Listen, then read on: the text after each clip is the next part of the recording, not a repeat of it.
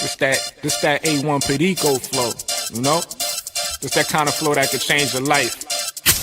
Yo, the kid is back. Word to my fitted cap. Shorty bad, beauty plus brains. I recognize your voice. Yeah, it's I me. knew that was you. I was like, wait, I know that man. I listen to him all the time. That's you. Yeah, my name 80s Brooklyn 80s baby. That's what I thought.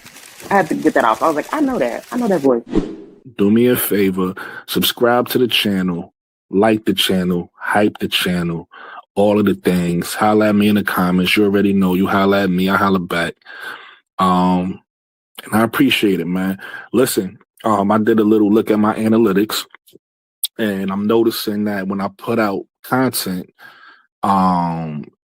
most of the people who see my content are non-subscribers. So I need, if you enjoy the content, if you don't enjoy the content, keep it pushing. You know what I mean? I ain't begging for no subscribers, but if you enjoy the content, if you are non-subscriber, I need you to hit the subscribe button.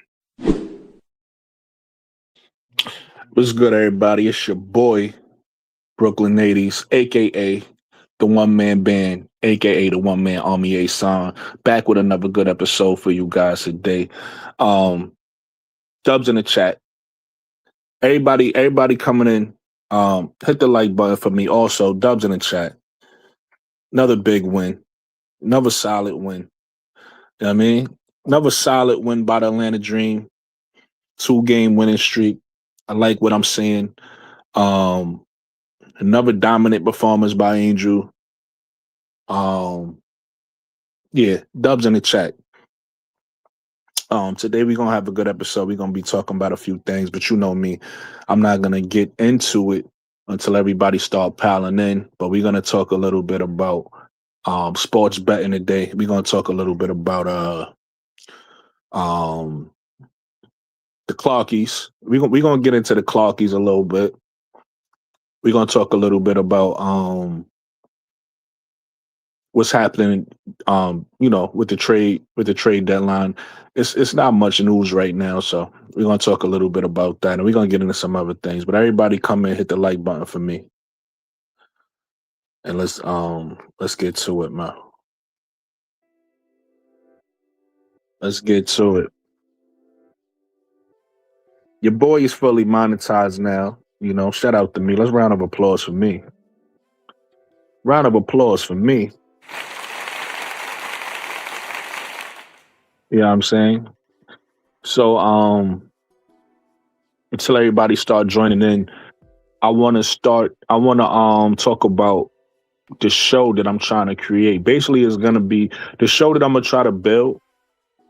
It's going to be basically just like this show. It's going to obviously be more compact. I probably keep it to an hour, or maybe less. If an hour is too long, we'll figure that out. And then I'm gonna try to add in some new things. I had some segments. So when I first started, shout out to my big bro KSAP. You know what I mean? I always try to show him love. You know what I mean? Because he's the reason that I'm doing this, and he's the person that put the battery in my back. He's the person that gave me the confidence I could do this. You know what I'm saying? And I'm here because of him. This is something I always wanted to do, but I probably wouldn't have either never put it in motion, or I probably would have waited a lot longer. But he put the battery in my back to get started. So shout out to big bro KSAP. But when I first started doing this about what has it been, 2 years now? I think it might have been 2 years ago or 1 year. Under my time, the timeline getting away from me. But when I first started doing this,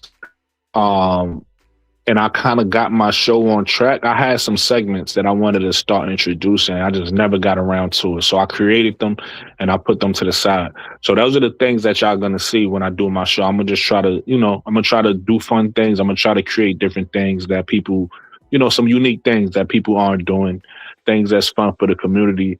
And the great thing about the show is we're not represented, right? We're not represented. This space right here, women's basketball, is a space that's not represented correctly. You know what I mean? We don't have the correct shows or the correct things that like really highlight what's going on. So that's what I'm going to try to do. You know what I mean? It's ambitious. Why? Because I'm not famous. That's a big thing, right? Like if you think about shows like Gil's Arena, You think about shows like Nightcat. Those guys have a built-in fan base just because they famous. And then even in this space, right, you have shows where you have people who's been doing this a lot longer than I have. So like the K-Saps and the HDs, the Showtimes, and the whoever's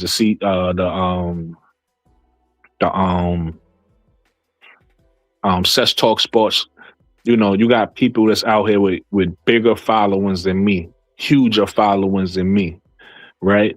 So it's ambitious for me to do, but my confidence, my creativity, my love for the game, all of that is making me interested in wanting to do it. And it's up to you guys to support it. If you guys is interested in something like that, if you guys want something like that, then y'all just gotta support me on the endeavor. You know what I mean? It's a few people who, you got your haters out there. You got people who don't want to see you doing well. That's fine. And if the show fails, it is what it is. That's life, right? Like anything that you do in life, whether you successful at it or you fell at it, it's a learning experience, right? It's something for you to, if you fail, to get back up and keep moving, right? Keep, figure out the next move. So, what I mean? I'm one of those people that I'm not afraid to fail, right? I'm ambitious. See my brother MTD in the MDT in the building. MDT, what is good, brother? I gave you the link already. I'll post it in the chat though, just in case. I'll post a link in the chat. But yeah, so that's what I'm trying to do with the show. It's gonna be, I don't know exactly when it's coming. I don't have a date. I'm gonna take my time and develop the show. And then once I develop it, I'm gonna try to do it once a week. I'm gonna try to maybe on a Thursday or Friday or something like that. I figure out a day, but I'm gonna try to do it once a week. Right now, I'm gonna continue doing what I'm doing though, as far as going lives and doing things of that nature. But once I got the show where I want it and it's comfortable, that's gonna be like my main focus. You know what I mean? I'm still proud. Again, I'm not gonna give up on lives completely, but my main focus is gonna be trying to create a flagship show. You know what I mean, for you guys, and then build off of that, and we'll see what happens with that. Oh, all right, bet. Yeah, I'll see you after the game. MDT. But yeah, everybody drop dubs in the chat. Hit the like button for me. Hit the hype button for me. You already know, if you're watching this on the playback, holla at me in the comment section. You already know, I holla back. And all of the things. You know what I'm saying?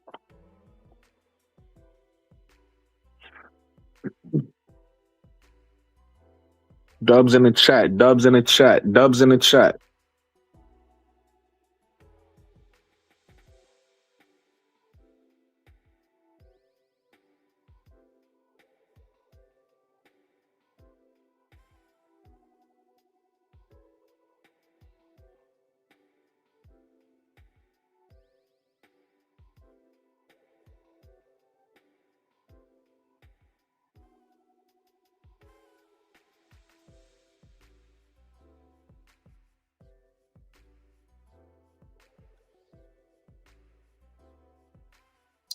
All right.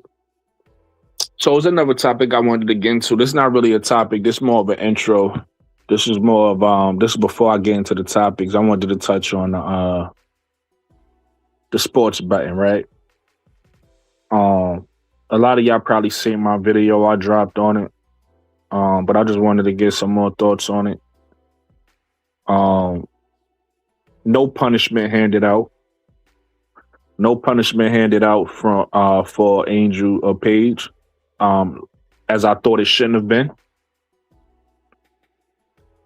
Shout out to Bug Eye. With the dubs in the chat. Appreciate you, Bug Eye, for participating. I don't know why people stalking me tonight. I guess, you know what I mean? I guess people just want to watch me tonight. It's cool. Like, you don't want to participate. That's fine. But shout out to Bug Eye.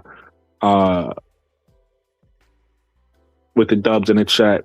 Anybody know me know I don't like stalkers, so if you want to come in and watch me, at least participate. If not, you can watch. Do your thing. You can watch.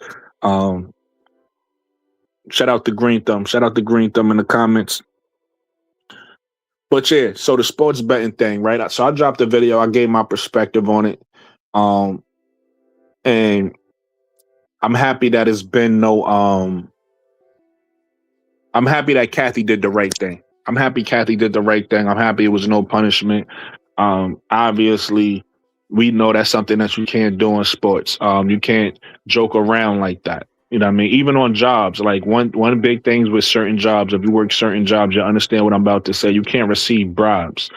So even if you never do that, you can't joke around like that, right? It's still a offense if you joke around like you will, because now they got to do an investigation. They got to make sure that you're not doing nothing like that. So it's the same thing with joking around with betting on games. You can't joke around like that. So this is a lesson learned. That's why I didn't think it was a big deal.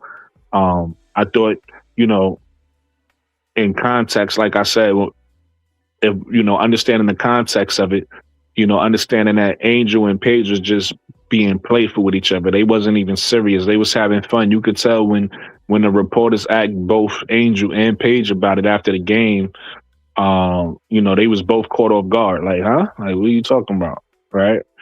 So they was both caught off guard. That wasn't a serious thing. And I'm happy that the league understood that. I think, in my opinion, this is more of a indictment on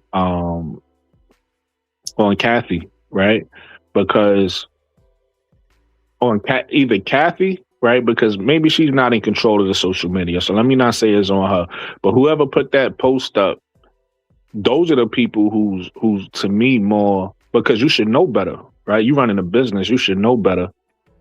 And I'm sure Adam Silver put in a call. I'm sure Kathy was caught off guard, right? So to me, it's more on the league than on the players, in my opinion. That to have that promoted, right? That should have never been promoted. So I'm happy with the outcome of that. And that was real silly. The fact that it even came up was silly. But that brings me to the Clarkies, because it's like, and let me specify. I always got to specify, because people get offended and they think you're talking about them. I'm not. When I say the Clarkies and I'm talking about these particular fan base, I'm not talking about all the Caitlin Clark fans. I'm talking about a particular portion of her fans, and we all know who that portion is, right? I'm not talking about her fans that just care about basketball, her fans that just want to talk about the game, her fans that just love her for, her game and things of that nature, her fans who follow her from college for the game. I'm not talking about those fans. I'm talking about the ones that's here to cause confusion, like my bro K-Sap will say. I'm talking about the ones here to cause confusion. You get what I'm saying? I'm talking about the ones that make it a race thing. I'm talking about the ones that don't watch the WNBA. Those guys is who I'm talking about. Let's be clear. MTC says, thanks for the carve out. I don't know what that means. That lingo is a little different from what are you saying thanks for the separation? I'm separating the fan. Thanks for the carve out. Thanks for the carve out. I'm assuming that's what you mean. Thanks for the separation between the two different type CC fans and the fan base. Is that what that means? Thanks for the carve out. But yeah, so I'm talking about those particular that particular portion of her fan base, right? And that particular her fan. First of all, I got a new name for them. I got a new name for the CC fans, right? The ones we don't like, the bad ones. So again, I'm not talking about the CC fans that just care about basketball. I'm talking about the CC fans, again, the ones I just mentioned. The new name for them is white nationalists, coon clocks. White nationalists, coon clockies. That's the new name for them. And that's two names in one. The WNCCs, the white nationalist clockies, we know who they are. That's the side that really just want to push an agenda, that really is a hateful group that just want to push an agenda using CC as an avatar, right? That's why I keep saying Caitlin isn't the problem. It's the people that's using her as an avatar is the problem. I don't have an issue with Caitlin Clark. But I do have an issue with the people that's using Caitlin Clark as an avatar to push hate, right? That's the white national Clarky side. And then we know the coon Clarkies, you know, those are ones that look like me, but hate people that look like me. Like, it's weird. It's like you hate your own people. You get what I'm saying? Because that's a thing too. So I'm combining both of them. And from now on, their name are the white national coon Clarkies regime or rainbow coalition or whatever you want to call them. That's who they are. Clarkies for short, right? Still gonna use the word Clarky. Clarkies for short, but they the white national coon Clarks. That's the new name. That's a new name for them. And I could tell you why they upset. To be honest with you, they upset because who dominated all of the All-Star Game headlines? The Barbie, right? That's why they really mad. They always try to push Angel Reese down. They always try to push her to the back. They always try to push her out the picture, and somehow she find a way to still get a spotlight, and that pisses off the white national coon Clarks. That pisses them off, right? And that's the reason why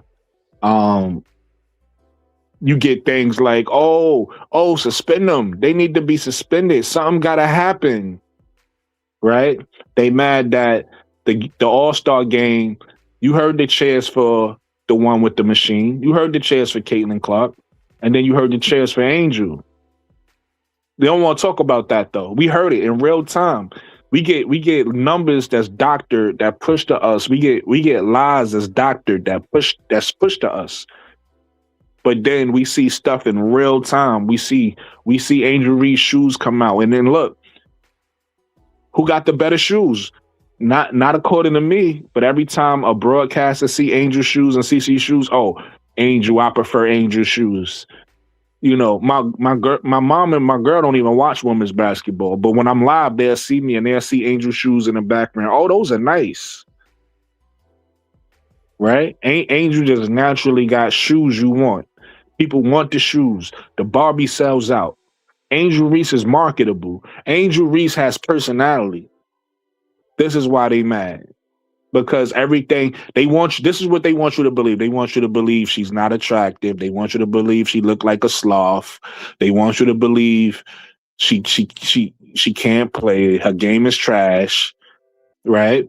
This is all of the things they want you to believe, and then she come out and have the double doubles. She come out and have the big games. She come out, she win games, and it pisses them off because they like, how? She's a role player. This is what they want you to believe. She's a role player. How? And then Angel Reese come out and just do Angel Reese like things, and they get pissed off. That's the reason why the Clarkies is coming out and you know, trying to make news out of something that's not news. It ain't nothing new though. We've been seeing this for the past 3 to 4 years. We've been seeing this. It ain't nothing new. It's just at this point, it's like, come on. Like I said in the video, like I said in my last video I posted about it, it's over for that. It's over for that. We putting our foot down. With that said, everybody hit the like button for me. If you ain't hit the like button, spam the likes. Spam the likes. Let's get this live in the algorithm, right? Spam the likes for me. Also, hype me up. Hype me up. If you ain't hit that hype button yet, what you waiting for? Hype me up. People talking on the comment. Okay, yeah, you already know. Listen, MDT, I'ma always specify that because you want to know what I hate, MDT? This is a women's space. Or anytime women, they don't even got to be women's basketball. I'm an advocate for women. Everybody listening, I want y'all to hear that. I'm an ally. I'm an ally for women. So if women goes through abuse or harassment or anything that, you know, I just can't relate to as a man because maybe I don't go through those things, I'ma always support women and being treated fairly, right? Being treated fairly and being treated right and being treated how they should be treated. But you got men out here that's, for whatever reason, got something against women. Something happened to them in their life. Maybe a woman turned them down or a woman embarrassed them. Something happened in their life. You know, they got something against women. You could tell. They got something against women. And then what happens, women in turn talk about it and they judge all men. And it's like, whoa, I ain't do it to you. Like, I'm an ally. I agree with you that dude is effed up. And so I hate when women do that to us or just any group. I hate when people just generalize a whole group because one person effed up or a group of people was effing up and a group of people was wrong. So now we look at the whole group like they all wrong. So I'm not going to do that to Clarky fans because I know for a fact there's some good Clark fans out there and I rock with some of them. A lot of them on my channel. And the ones that's the Caitlin Clark fans that do come through my channel, I appreciate all of y'all. The ones that's actually care about the basketball side and the ones that's not, you know, they don't feed it into the fake propaganda that the media try to feed you, right? I rock with the Caitlin Clark fan because some of y'all Caitlin Clark fans, let's be honest, y'all get swayed by the bad ones, right? And y'all start regurgitating what the bad ones say. I rock with the Caitlin Clark fans that don't follow the narrative, that keep it real, that you know, that's here to talk about basketball. Those are the Caitlin Clark fans I rock with, and I know a lot of y'all exist, and it's a lot of y'all that's real Caitlin Clark fans. But y'all gotta admit, especially if you this ain't got nothing to do with being a Caitlin Clark fan. If you've been following women's basketball since 2023. You've seen the new fans that came in, right? There's new fans that came in all across the board. Some of the ones, most of the ones actually, a big portion of the people who attach themselves to Caitlin Clark, they aren't real. They not real women's basketball fans. They're white people, some black. We just talked about that, but right now I'm focusing on the whites. They're white people who have a hatred. It don't even got to be for blacks. It could be for anybody. It could be for minorities. It could be for gays or for this or for that. Whatever it is, their agenda is, they place it on this girl and they using this girl as their avatar. That's what happened. Like, that's, if you follow women's basketball, you know that.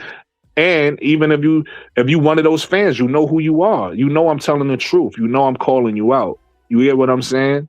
You're hiding in the dark and putting y'all agenda on Caitlin Clark, and y'all letting her take the bullets for y'all, because y'all the real problem. Caitlin Clark is not saying these things out of her mouth, right? Caitlin Clark isn't now again, I'm not taking her all the way. I'm not taking Caitlin Clark responsibility away, right? She's grown, she's an adult, she got a voice, and Caitlin Clark has denounced some of these things. But at the same time, the more and more you allow people to attach themselves to you and get their agenda off, it kind of falls back on her, right? She's the visible piece. They're not visible. She's the visible piece. So it kind of falls back on her. So even though I'm protecting Caitlin Clark and I'm saying she's not the issue, it do kind of also reflect back on her, and she has to understand that just as a person. These people that's attached to you is now going to reflect back on you. You get what I'm saying? And that brings me to another point. I wasn't even thinking about making this point, but it just crossed my mind as we talking. That's what Monica McNutt was saying, right? A lot. And again, look who attacked. Look, Monica McNutt didn't say anything negative about Caitlin Clark. All she did was ask the girl for growth, which we also want in all of us, right? If you have children, you want your children to have growth in life. You don't want them to stay childish, right? You want, as a human being, if you look at yourself, you will hope you're not the same person in 5 years you are today. So how is Monica McNutt saying that about Caitlin Clark a negative thing? But guess what? Guess who's going to make it negative? That portion of her fan base that don't care about basketball, that just want to get their agenda off. They just upset that a black woman said something, and they don't even care about color, to be honest with you, because I see them attack white women. If a white woman says something about Caitlin or Caitlin's fan base or whatever, they're going to attack them too. So that's really what it is. You got a whole bunch of people that's just trying to push an agenda. You get what I'm saying? Let me get to these comments. Let me see what y'all talk about in the comments. Yes, the WNCCs, the White National Ku Klux, have, that's two different organizations put together. The white racist people out there who attach themselves to Caitlin Clark trying to push their agenda, and the black people who hate their own people that's trying to push an agenda. They all using Caitlin Clark for no reason, right? Caitlin Clark just want to play basketball and be great. Caitlin Clark all Caitlin Clark want to do is have a Hall of Fame career. And y'all attaching politics to that young woman is crazy. Same thing with Angel though. It's like it's funny because those same people is attaching politics to Angel. If you think about it, because Angel Reese fans ain't say, yo, Angel, be a symbol for us for civil rights or whatever the case may be. We ain't say that. But at the same time, because Angel Reese gets so much hate thrown her way, she now have to stand up for herself. And now it's like, they using these two people as a symbol for what in their eyes, right? Not in our eyes, but in their eyes, what's good and was right and wrong, was good. You know what I mean? So it's like now it gotta become a villain thing, right? That's the word they use. A good I guess a good guy villain. A villain thing, a hero villain thing, or whatever. They turn it into that, and it don't have to be. Because I'm here for Angel Reese. Angel Reese brought me to the game, right? But I'm not here to see Caitlin lose. I honestly, respectfully, I could give two shits about Caitlin. I don't care who Angel opponent is. I want to see Angel win. It ain't have to be Caitlin. It don't. You know what I mean? That's even though I know that's the rivalry that everybody cares about. Even that's manufactured. Even that's the manufactured rivalry. Because honestly, I ain't give a fuck about. Excuse my language. I didn't care about Caitlin. You know what I mean? They had a championship game. Angel won. I was happy she won. It wasn't like I'm like, yeah, Caitlin. You know what I mean? Lose, nah. I just want to see Angel win, no matter who the opponent is. That's it. I'm happy to see her win. You get what I'm saying? But again, they created the rivalry, and now they mad at it. You know what I mean? Now you hear them come out and be like, why's Angel? Why's Angel there? Y'all created it. Y'all created that. Shout out Jonathan Gonzalez. Jonathan Gonzalez says, of course, the Fever is winning against a weak Portland team. Caitlin is the leading scorer. Majority of her scoring is coming from free throws. I mean, listen, I watched a little bit of this game. I still got it on in the background. It's Portland, bro. No disrespect to Portland, but it's Portland. You got to realize, and that's another thing I hate. You just actually made me think of something, Jonathan. People be acting like good teams can't lose. Okay, every once in a while throughout a season, the Ace is gonna lose, the Fever is gonna lose, right? The Dream is gonna lose, the Lynx is gonna lose. It's very rare. In fact, somebody correct me if I'm wrong. In basketball, I don't think ever. Yeah, I'm pretty because I know the best. I know the two teams with the best record ever. Nobody ever went through a whole basketball season undefeated in the professional ranks. You're going to lose a game. You're going to drop a game. Fatigue kicks in. A team is just playing hot. A team gets lucky, whatever it is.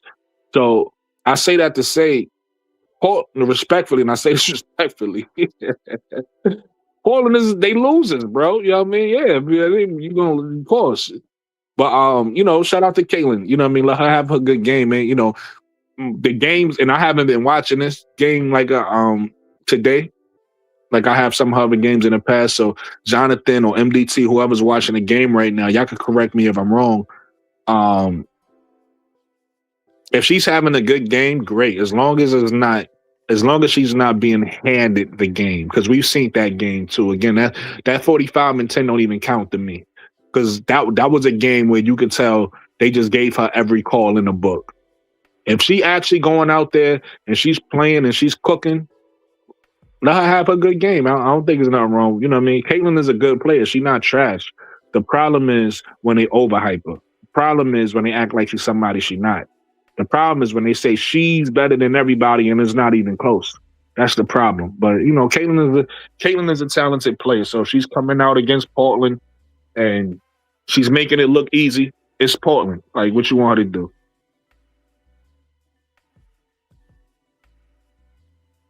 MTT says Angel is winning no matter what they say. That's a fact. Angel is winning on and off the court. That's a Snapple top fact.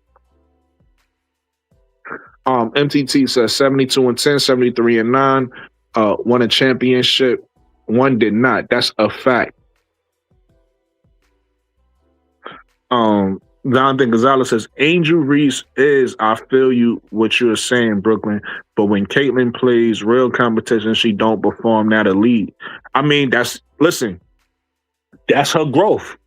That's what she got to grow from, right? Because I don't know if you was a part of that show. You may have been. I did a show a few weeks ago where I ranked Caitlyn Clark with the best guards in the league because obviously the conversation at that time. So we ranked her where I had her at 15. Some people had her at 12. You know what I mean? Other people ranked them where they ranked them. You had some people in the chat, they was a minority, like maybe 2 or 3 people saying that, you know, she need to be top 5, top 4, whatever. Regardless of where you have Caitlyn Clark ranked at, she has things she needs to work on. She has things that she can grow at. In fact, the ironic thing is today we're going to be talking about where Angel Reese. This show is about Angel Reese. I'm not going to be talking too much about Caitlyn Clark today. The intro was about Caitlyn Clark simply because of what happened past couple days or whatever the case may be, or yesterday, I should say, what happened yesterday.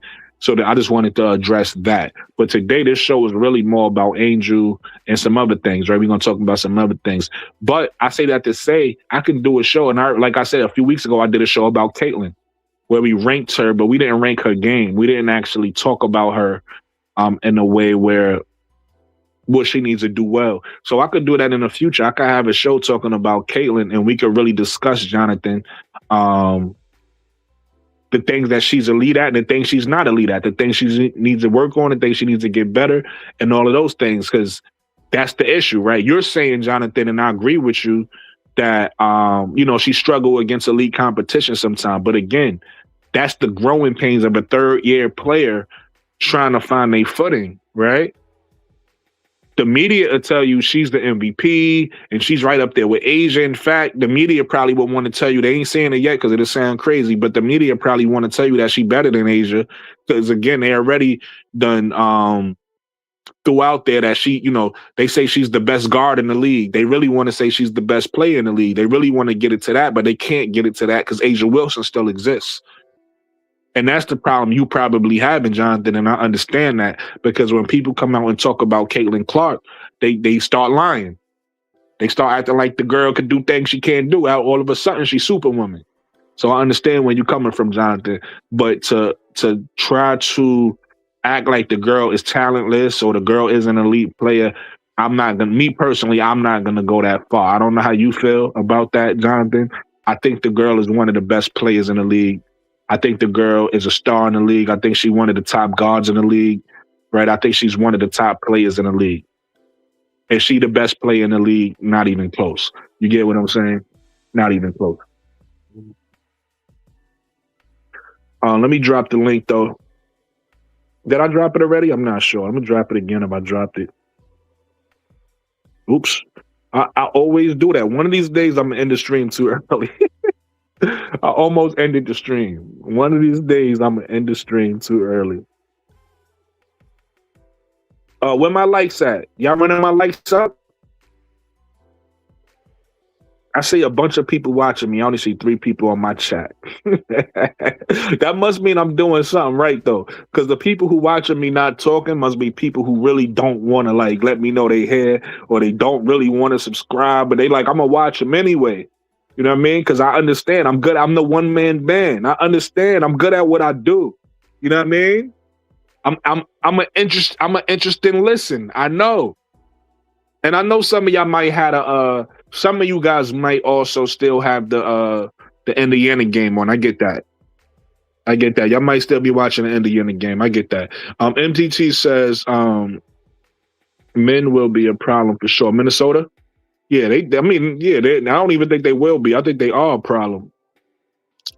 Jonathan says, but anyway, kudos to Angel Reese kudos to Angel for the big. In fact, you just reminded me. Thank you. I forgot. How I forget, Jonathan? Thank you. You just reminded me. I said the dubs in the chat, but I ain't actually get into it how I wanted to get into it. Shout out to Angel Reese for the big game today, like Jonathan just spoke of. First of all,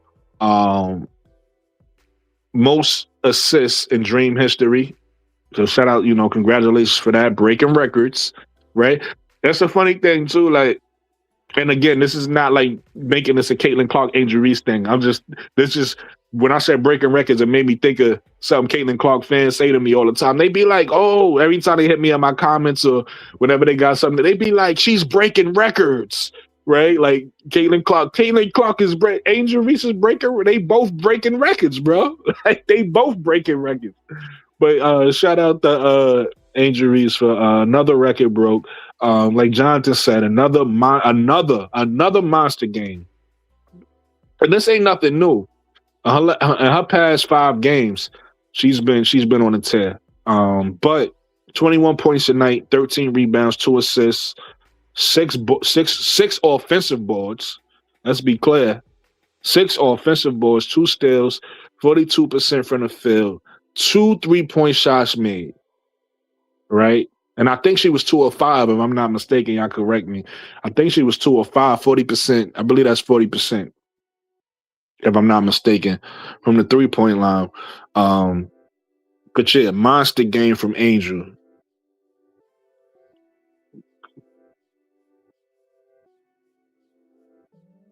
Most offensive rebounds, not assists. Oh, did I say assists? My bad. I meant offensive rebounds. If I said assists, I didn't mean to say assists. Good looking for the cleanup on that. Absolutely. Okay. I'm dyslexic sometimes, you know what I'm saying? I could be a little dyslexic sometimes. Good looking for the cleanup. We make mistakes sometimes. Shout out to Green Thumb for the cleanup. Appreciate you, Brody.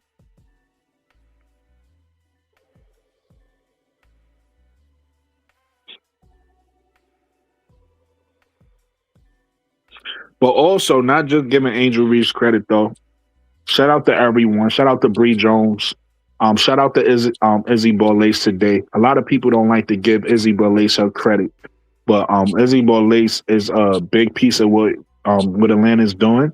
Also, y'all heard me say in the last show, y'all heard me speak about the bench, right? Right, Jonathan? Y'all heard me speak about the bench and how the bench need to be better, and the bench is the real reason why we're losing. Well, with the addition of Bree Jones and her coming off the bench, she right now, as long as Carl Semesco doesn't change the rotation, she's acting as our 6th woman, right? 14 points, 5 rebounds, I believe she had off the bench. Somebody correct me if I'm wrong, because it's off the top of my head. I don't have the stats in front of me. But what she's able to do off the bench, her with the addition of Izzy Borlace, right? And shout out to Medina Okot, because we know she's been having a really good season. But obviously, Medina is going to lose minutes with the addition of Bree Jones back. So, but this is better for her because again, she's young. She gets to learn from all-star bigs, so that when her chance comes, because a lot of people keep talking about next year. They keep talking about next year and the years coming with these contracts. Well, they're gonna have to. Angel Reese isn't going nowhere. You know what I mean? Angel Reese isn't going nowhere. I'm assuming if they have to retool, the team is gonna still be Angel, Ryan Howard, Alicia Gray. I'm assuming that's gonna be the 3. And then they have to retool around that as far as either different people getting different contracts or new people coming to the team, or whatever the case may be, people leaving the team.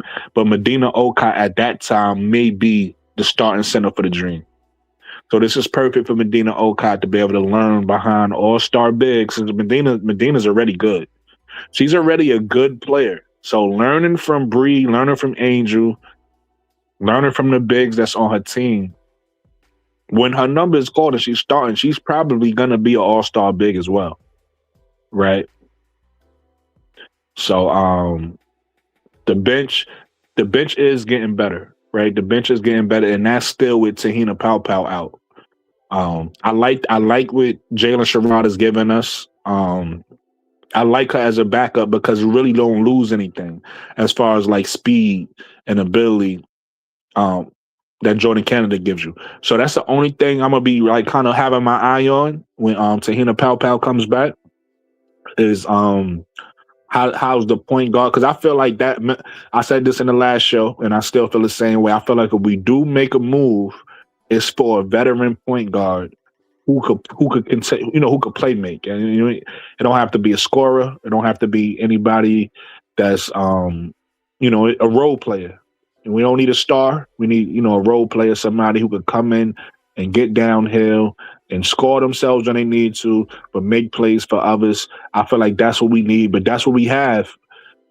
Even if we don't do anything, that's what we have right now. We have it in Jalen Sherrod, and Tahina Pau to me needs to just penetrate more, because that's her issue to me. She's more of she don't penetrate enough for me. She like gets to the 3-point line and she hangs out around there, and she don't really like break the defense down or attack the defense. So that's what I'm going to be watching for when she comes back.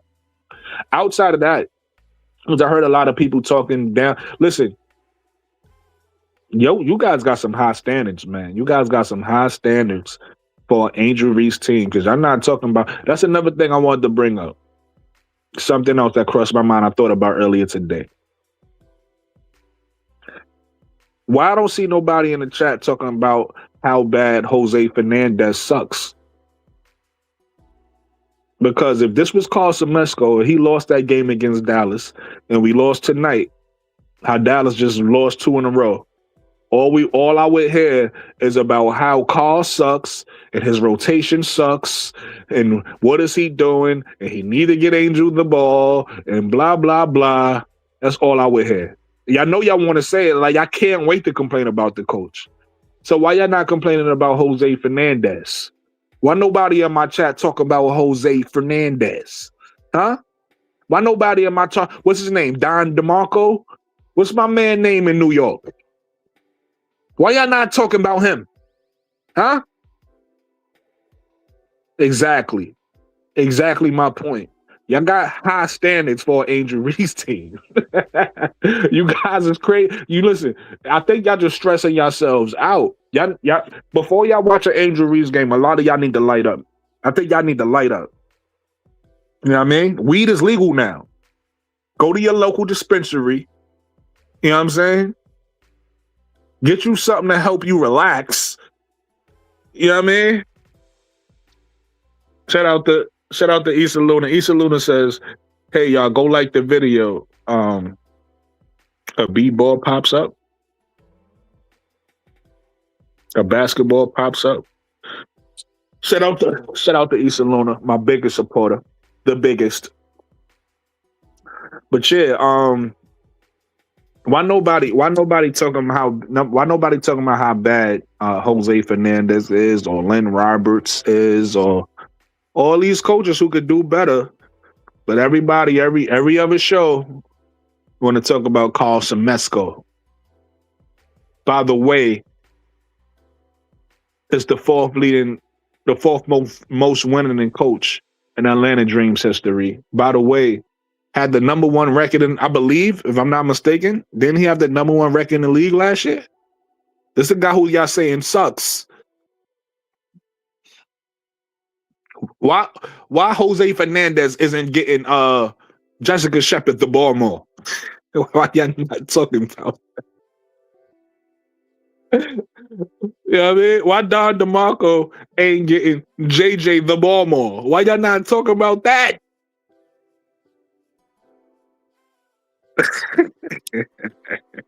Let me stop. People don't like when you hold them accountable. You know what I mean? They start when you actually make them think. Like, yeah, I do be bugging.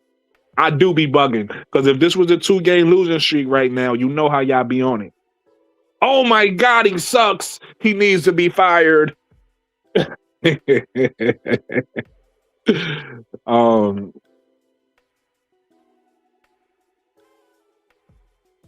shout out to the big win today. By the dream. Shout out to Seattle too. Seattle fought back. Seattle, you know, they made some big threes at the end. They tried to make it interesting. They made it interesting. I mean, say try. They made it interesting. They hit some big threes. They made it interesting.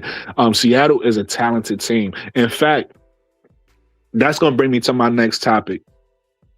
That's actually going to bring me to my next topic. Maybe I do a show today without a panel because we already we 45 minutes in. No panel today. We just getting my thoughts. Let's do that. We're going to get my thoughts. Let's move. Oh, never mind. MDT here. Look, as soon as I say that, somebody pop up. Let me welcome you to the chat the right way, though, MDT. Everybody welcome my brother MDT to the chat. What's going on, Brody? How you doing, man? I'm doing great, man. How are you? Talk before I move on to the next topic. This is going to be another topic, basically, but it's not going to be the topic I was going to move on to. Since you watched the full game, and I know you're not biased because I hear the way you talk about, basketball in general. I hear the way you talk. What was your thoughts on the game today as a whole? The way Caitlin played, the way Indiana played, the way Portland played. What was your thoughts of the FIBA Portland game since you watched the whole thing? Well, starting out, Portland came out and it was like blow for blow through the first half. Then Indy went on like an 8-0 run towards the end of the first. Look, I think Portland, one of their key players, got in foul trouble towards the end, but they were hanging around. And I think Indiana got ahead as much as 17 or 18 points. And then they started letting Portland come back. So Portland started turning it on. They got within 5, and then they went on a run. It looks like they're going to close it out. There's still a minute left. But it looked like to me they were on Clark. They were making her work. You know, when she does well, she's got to work for every point. Nothing's easy. A lot of free throws. I think Jonathan was talking about that earlier. He's correct on that. She still had 24 and 9, so a serviceable win. But hold on, let me pause you there. I don't have an issue. See, my issue is if they giving her free throws. If she earned a free throw, who gives a fuck? Excuse my language. Who cares about her shooting free throw? If she's legitimately getting fouled, she deserves to shoot a free throw. The ones I don't like is if we see, and they do this sometimes, and not just with Caitlin in general. Sometimes we see refs make the wrong call, so it might be like an offensive call, and then give the you know what I mean? That's the ones I have an issue with. If they giving people calls and they like, come on, dog, we know that's not what this is. But if you legitimately go into the rim and somebody fouls you, if somebody cross your arm or whatever, if you legitimately getting fouled, so I don't know what happened because I wasn't watching the game. So I'm saying from somebody watching the game, you could say objectively like, okay, they was giving her some calls, or you could say, nah, she was legitimately getting fouled. Again, I would tell it, you know what I mean? I don't know because I wasn't watching. I was doing this live. But I'll tell you, I don't have an issue with her shooting free throws. That's what I was really trying to get at. As long as they earn what you're saying. And as a rule, I really don't get into that. Bad, good, bad, otherwise worse. I really don't. It opens up a lot of Pandora's box, and it can get into conversations and that I don't want to really get into. You play the game, goes your way, like you were saying about the 45 and 10 game with the 20 to 25 free throws, whatever she did that night. I'm not saying any of that, but I'm saying that's what happened. And I do understand that point of view if somebody has that perspective. It's just I don't ever get into that. Even when I'm watching football, I don't really get into, okay, the refs are going to cost you a game. The players, they're looking at it from what I understand. We got to play through that stuff. We got to account for it no matter what happens. And I kind of feel the same way here. So that's kind of how I look at it. And you won't hear me complain about calls. I'll tell you that right now, Brooklyn. You will never hear me come up here and say, oh, man, they got screwed by the refs. Well, never say that. You a better man than me because the refs is terrible. They are terrible. Everything. But for everything. For that. And I get that too. They're bad. Adam Silver came out and said, we got to get that fixed. He said that when he was doing some commentary at a presser at summer league for the NBA. He said that. I agree, but you still got to account for it, that stuff is not going to go your way all the time. So I just want to put that out there, while also understanding if people feel that way. So I'm not sure that is too much. And then I heard you. I saw the report as well, but I heard you report on it earlier. Next year they thinking about implementing video replay. Yeah, they are. We're going to have a central location. I'm assuming it's going to be New York, when they can buzz in just like they do in the NFL, stop the game. Yeah, they do that in the NBA too. They have that. Yeah, and that's where they got that. Where Engelbert said she got the rule, where she got the idea from, is already doing it in the NBA, and I think that'll help, especially with some of the ones that are obviously egregious, because they do exist. Yeah. And that's the way it goes. And that thing that happened with Las Vegas and New York, that might not have happened next year. So we'll see how that goes. What happened with that? Talk about that, because I seen them talking about it, but I didn't actually see what happened. I know people was asking, did Angel Reese really get? I mean, not Angel Reese, Asia Wilson really get fouled and not fouled? I heard they said Breonna Stewart maybe said it was a foul or something like that. So what happened with that situation? She got a pass. It looked on the block. I think that's the terminology that she used, where the positioning was. And she fumbled the pass while trying to make her move, and it just slipped out of her hands. And the other opposing player from the Liberty never touched her. Okay. But I looked at the replay about 3 or 4 different times since Juju was talking about that, and definitely the one that's to the back right couldn't see what was going on. So it would be incumbent on the one on the left of him was still behind, and then another one that's on the right, over by where I think you guys call that the baseline, over by there. So that would have been obscured too. So the one that could make it, for whatever reason, did not see that based on positioning. But like, to her point, when she's talking about people who have money on the game, maybe blowing up their parlay, you can see that, like, whoa, what the heck? What is this about? I don't know if that affected lines or not, either way, but if you didn't touch her, and then New York, they wasted their challenge earlier in that game, so they were not allowed to challenge that call. So maybe next year that same scenario plays itself out, and somebody just buzzes in, and easily gets somebody's attention. They stop it, and they overturn that. The NFL, it used to be kind of a problem when they were doing that. They're trying to speed that up. I don't know about NBA. I don't watch a lot of NBA. Maybe you can tell me if it's efficient or not, or if it's too slow. Or no, it's efficient. It's good in the NBA. They get it right. Or it is good. They get it right. They get it right. Okay. Yeah. So I'm assuming you're going to look at something like that, because, and for probably their number one reason isn't for you or I. I mean, this might be a bit conspiratorial, but they have a betting partner now. I don't know. I don't remember them having one last year. They could have had one, but they got a betting partner now. Okay. A sports book that's a sponsor for them. So it's a good idea for them to get all this stuff right, so it has the appearance of always being on the up and up. Right. Everybody welcome my brother Hot Tracks to the panel. Hot Tracks, how you feeling, brother? Can't complain. Nice.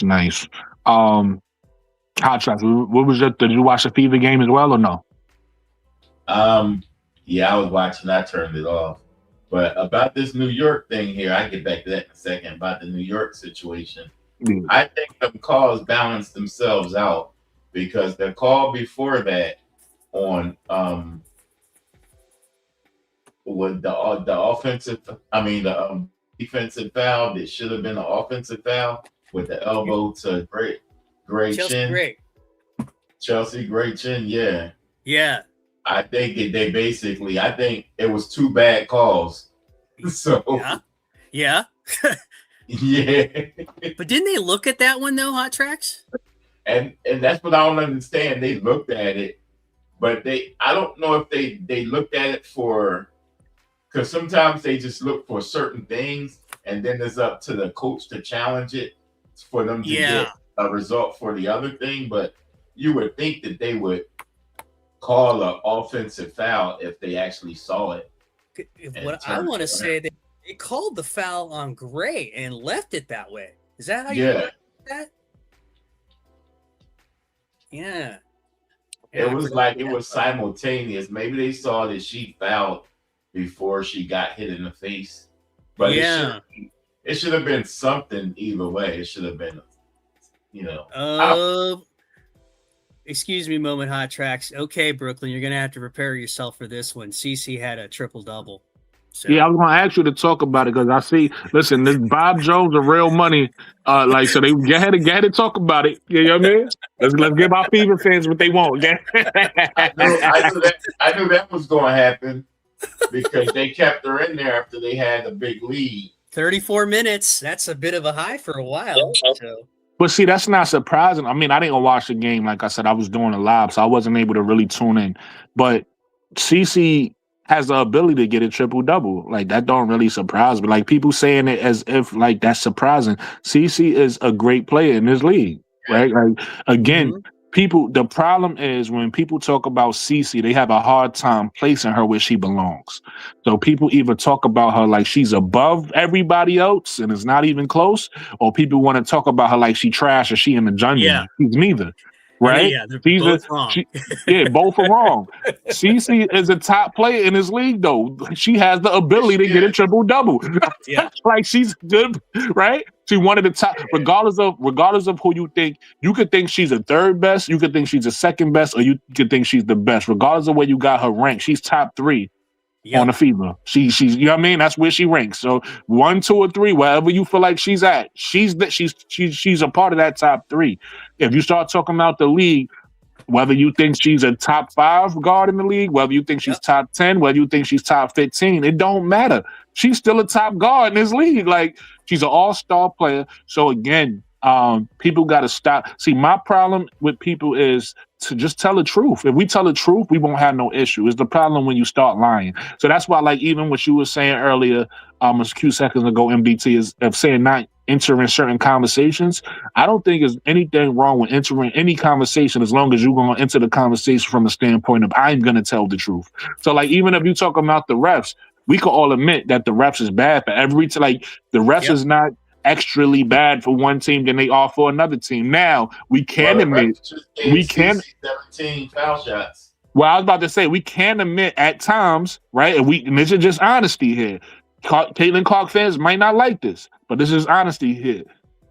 We can admit at times she gets special treatment from the refs. It is what it is. We've seen her run up to refs and curse them out and not get texts. We've seen her push off and then not like. So that's just a fact. Us saying that is a fact. Now it doesn't mean that another fact is it doesn't mean that she don't also get beat up and she don't get the call sometimes because I've seen that too. That's another fact. So it's like as long as you come from a standpoint of I'm gonna tell the truth, it shouldn't be a problem. The problem is when people want to come out here and start lying and acting like things they like. One thing I got pissed off with the Alyssa Thomas thing, everybody felt differently about the Alyssa Thomas thing. Some people felt like it was intentional. Some people felt like it wasn't intentional. Some people, you know what I mean? Some people felt like it was more, egregious than it was. Some people thought it wasn't that big a deal. The way I personally felt about the Alyssa Thomas foul was I did think it was intentional, but I thought it was still a basketball play because in all my years of watching basketball, you've seen players. Shaq, listen, anybody that's an AI fan, right? If you care about Caitlin Clark getting hurt, right? If you care about Caitlin Clark getting hurt, I don't know if y'all know how big and I don't know if y'all know how tall and muscular Shaq was. When I say big, pause no homo, I'm talking about both, right? I'm talking about size, pause, and I'm talking about strength, right? So if you know how big Shaq was, pause, right? Somebody like AI coming in, just imagine Shaq swatting him out the air. Folded like a chair. Shaq would do that. Like Shaq word, if you ever watch Shaq, his word for it is just touching him up. Shaq would touch you up. If you came into that paint and you thought it was sweet, Shaq was going to touch you up. Why? Because it gets into your psyche and it's make you say, all right, I ain't going in there no more, right? And it helps his team win the game. For a player like AI, he gave AI credit because he said, no matter how much I touch AI up, pause, that sounds crazy. He said, no matter how much I touch AI up, AI never stopped coming inside to try to get a bucket, to try to get a layup. And he gave AI respect for that and said AI is tough because he said he was able to intimidate a lot of people with doing that. My point in saying that is in basketball, sometimes you get physical plays that send a message. A message is not sent to hurt the player, and you're not trying to injure the player, right? But you get physical to a certain limit. You can control your physicality. And again, I did a video on this MDT in my example in the video so people could understand who maybe never played sports or maybe it never happened to them or maybe my example was not resonating with them. The example I gave them MDT and everybody who has a little cousin, right? Or a little sister, little brother, or whatever the case may be can relate to this. It's when your little cousin is jumping all over you or not listening or whatever it is they doing and you done told them 4 or 5 times, chill out, and they not listening, you grab them up. You just grab them, you shake them a little bit, you let them know how strong you are, you say, relax, chill out, right? Sit down, stop moving, like whatever it is you do, and you do that to calm them down and let them know, like, hey, I'm warning you. Right? I'm warning you. That's what happens on the basketball court. That's what happened with Alyssa Thomas and Cece. But people tried to make that as, oh, look, they punched her and they hate, you know what I mean? They hate her and they trying to make it. So people who took that narrative, I had a problem with. Because if you watch the game, you know it wasn't that. Was it a foul? Yes. Was it a flagrant? Cool. I'm cool with you giving it a flagrant. Right? Even. Right? Yeah. Because you gotta even if it's no intention, it's still by the neck. I understand all that. You want to call it a flagrant? I'm cool with that. But to act like it wasn't anything more than just a basketball play and act like these women are targeting her and they hate her, I had an issue with that. You get what I'm saying? And the only people who was driving that narrative, the weaponization of that was ridiculous. You are the only people. Correct. But MDT, the only people who was really driving that narrative was those YNCCs. For everybody who just came in, the white nationals. CC Slurp.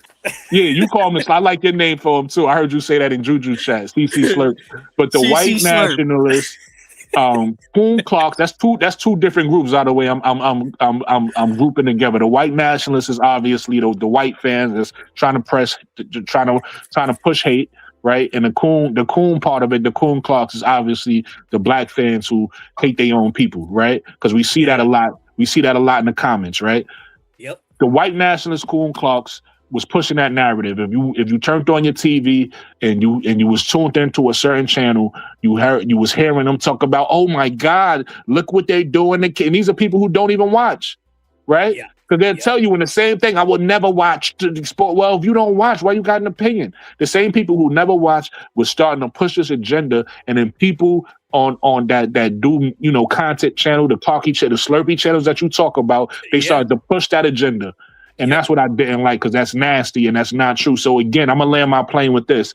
As long as you start, whether you talk about Angel, Caitlin, or whoever else, as long as you start from an area of, I'm going to just tell the truth. I'm not going to try to say something that makes my favorite player looks good or look bad. I'm going to just tell the truth about them, right? And if you start from an area of, I'm going to tell the truth, you should have had no issues. Anybody who got a problem with the truth, you got the problem, right? If I'm sitting here telling you the truth about Caitlin, and I'm telling you the truth about Angel, and you're mad about that, you have the problem. Yep. And that's where I'm gonna land my plane with that. We're gonna move on to another topic. Before I move on, I'm gonna allow both of you guys. You already spoke. I don't know if you landed your plane, but you already spoke to the Fever MDT. In fact, I want you to land your plane with talking about CC's triple double, because we never talked about it. So I want you to talk about CC's triple double, and then I want both. Actually, I don't think Hot Track said his opinion on the Fever game. You could talk about that if you want, Hot Tracks. But once y'all both wrap up the Fever, I want y'all both to give me y'all quick opinions on the Atlanta game as well, and then we'll move on to my next topic. Clark's triple double, nice win on the road. I want to give a shout out to Kelsey Mitchell. I saw that in the comments. She had 26. That's good for them to have that sort of production out of those two players. Again, I didn't know that she had a triple double. Didn't refresh my screen, but nice win. They had to tough it out and show some metal down the way. Atlanta style. Atlanta's done that. I heard a nice stat about Atlanta that I want to tell you about once we get there. But yeah, man, for me, it's a win on the road. I don't care that it's Portland. You go there where they kicked your tail in last time. Yeah, you got to win the ones you're supposed to win. Yep, I'll take it anytime on the road. And to your point, really quick, happy what I said about Aaliyah Boston was true. That she wasn't that hurt. Yes, very happy about that. Thank you, appreciate that. Yes, she showed up. She had a 14-9. We'll give it up to her as well. So, I liked what your team was doing with the who they play. Who's the other opposing team? Seattle. Seattle, yes. You know, I want to give a little bit of a shout out to Flossie Johnson. I'm not sure what her numbers were, but she always seems like she's ready to play. And I got a suspicion she hates losing. Yeah. I mean, the 40 minutes on the court, she is like all about it. I think she's going to be a good one for that team. But your team handled them. Never thought that was ever going to be close. They were doing their thing. That was a nice win. Bree Jones was coming in, putting in some minutes. You were getting some bench play. I like Borlase too. I believe she hit a couple threes. Angel hit a couple threes. And they're just doing their thing, man. And they're right. They can be right there in that conversation, like I was saying the last time I was talking to you. So here's a nice stat. Give me a one. Hold that thought. I got to get to the money. Okay. Shout out to Tia for this is a gift, I believe. This is new. First of all, I just got monetized for everybody who don't know. So I thank you. Appreciate that. So I believe this is a gift. This is my first time saying this. So I want to say thank you for the gift or the gold coin to Tia. Thank you. I appreciate you, Tia. Thank you so much for that. And in fact, shout out to Tia because she's the first person to actually do this. She's the first person to give me a gift. I'm assuming that this is a gift. She's the first person to give me a gift. So shout out to Tia for that. I appreciate you for being the first, Tia. So you was about to say something about stats? Okay, so here's the Atlanta Dream stat. So I don't know how this is going to land, so I'm just going to say it. So there have been 9 occurrences of a team coming back from 15 points down and coming back to win the game. Yeah. Atlanta has 3 of those 9. All the other 6 belong to the rest of the league, and I don't know who they are. Just thought I'd put that out there. That shows you got the metal to come back. Yeah, that's a good stat. Because we have one thing about the Dream, we have been a team all year to like get in close games, right? And most teams will lose those close games, but we have been a team to like get in those close games and pull them out. So that's a stat that makes a lot of sense. So I didn't know that. So thanks for educating me on that stat. Yep. Yeah. Angel, she's not gonna let you lose. She's gonna do everything possible to stop that stuff. Everything possible, whatever it is. So tour de force, man. That's what I got. Okay. So Trax, what's your thoughts on the Fever and then the Dream? Okay, so I watched the Fever game up until the fourth quarter, like until I knew it was just over because they was winning by like 18 points. So I just turned it off. But yeah, I think it was a good game. They did what they had to do. They went there and handled business. It was a fight in the beginning, then the Fever just started pulling away, and it seemed like Portland I don't know if they gave up, but it just got ugly. Things just start falling for them, The triple-double, I knew she was going to get a triple-double because when I turned it off, I think she needed an assist and one more rebound. I mean, most of it doesn't matter how you get it, you got it, and congratulations. But like the rebounds, most of them were just, her defensive rebounds, her getting the ball and being the first to get the ball and run up the basket, the other end or whatever. So, I mean, it's cool. She got it. I did have a slight issue with some of the calls, like her getting to the line, though. It was like, come on. She got a call where Samuelson was behind her and didn't even touch her. And she actually pushed Samuelson and got a call for that. I was like, are they really calling every single thing? But, it is what it is. Yeah. I also know that she's a superstar and superstars get calls. Really, So hold on, really quick. MDT, just mute your mic, bro. I can hear you. I can hear Oh, you. I'm talking. sorry. You good? You I'm good? sorry. You good? Go ahead, Traps. superstars get calls. You can't be mad when one superstar get a call, but then the other superstars don't get a call. So it's cool. I mean, it is what it is. It's going to be really interesting in the playoffs, the first couple rounds of the playoffs, because when all of the bad teams are gone and all the teams are playing against good teams, then you really going to see who is who. You might see Yeah. some teams get knocked out real quick in the first round, or you might see some teams just, make it the way they, live up to the hype or whatever. But then the Atlanta game, I think it was good. I really think that they were slipping though. They could have let that game could have easily got away from them.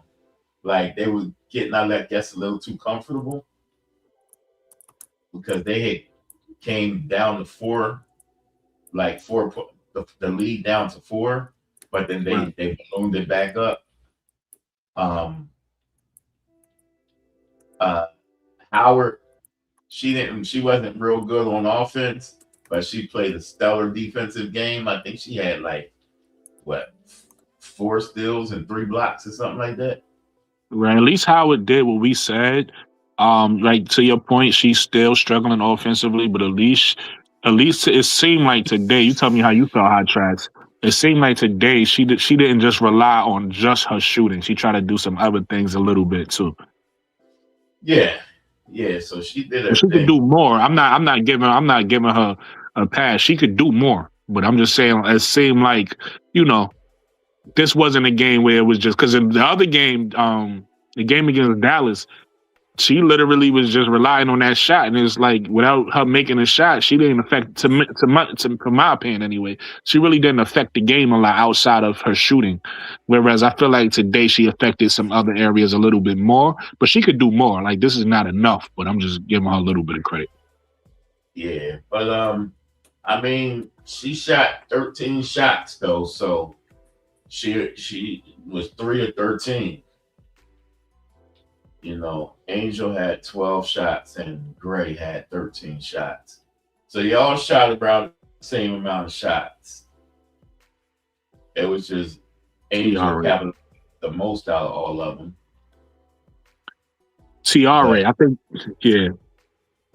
Say again? Oh, no, I was reading this comment. TRA was talking to me. She was trying to get me to pronounce her name correctly, so I was trying to make sure I was saying it right. But I didn't mean to interrupt you. I'm sorry. Oh no, it's all good. What else? I'm still it's still up in the air with me with Atlanta, but I think closer to the end of the season, I think they getting a lot better. They're more cohesive, more cohesive. So I think they'll be all right. It's definitely going to be interesting to see because I don't see nobody clearly running away with anything in the playoffs. I mean, I know Minnesota is good right now, but coaches like Becky Hammond, did you see the post any of the post interviews with her when the last game? Nah, I didn't. Enlighten us. How she was talking about how she approached the game and how she looking at their strategies and the things that they're doing and stuff on the floor and how she's putting together she a real coach. It's like she's really looking at she's scouting her her opponents and actually putting together them game plans and preparing later for because she was talking about how some teams will show you certain things now and then and wait till later to and all that. And she was talking about her strategies too. So she on top of it. I think so with coaches like her and what's her name over there in Golden State? Golden State. Cheryl Reeves too. They all of them are good coaches. It's like at the end, all the players, a lot of the teams match up real good against each other and stuff. and it might just come down to coaching. We're going to see. You know, we're gonna test your theory about Carl. Yeah. Yeah, You that's know, hot tracks. That's some good stuff. So let because me get MDT. looking at the first round, that's a 3-game series. hmm That is not a lot of games to work with. You get somebody cold, you get an injury, you play bad, and that can happen to any of these teams. To his point, that just got me thinking about that, just because it's still a 3-game series in the first round. Yeah. Well, you know, Stephanie White is a good coach too. Like, I don't know why she gets so much, you know, so much. That's a CC Slurp, Hot Tracks. Huh? That's a CC Slurp saying that. Okay. I mean, she look, man, I think she, you know, turned, you know, nothing into something, and you know, and she still holds it up whether CC is in there or not. So I think, you know, I think she's a great coach.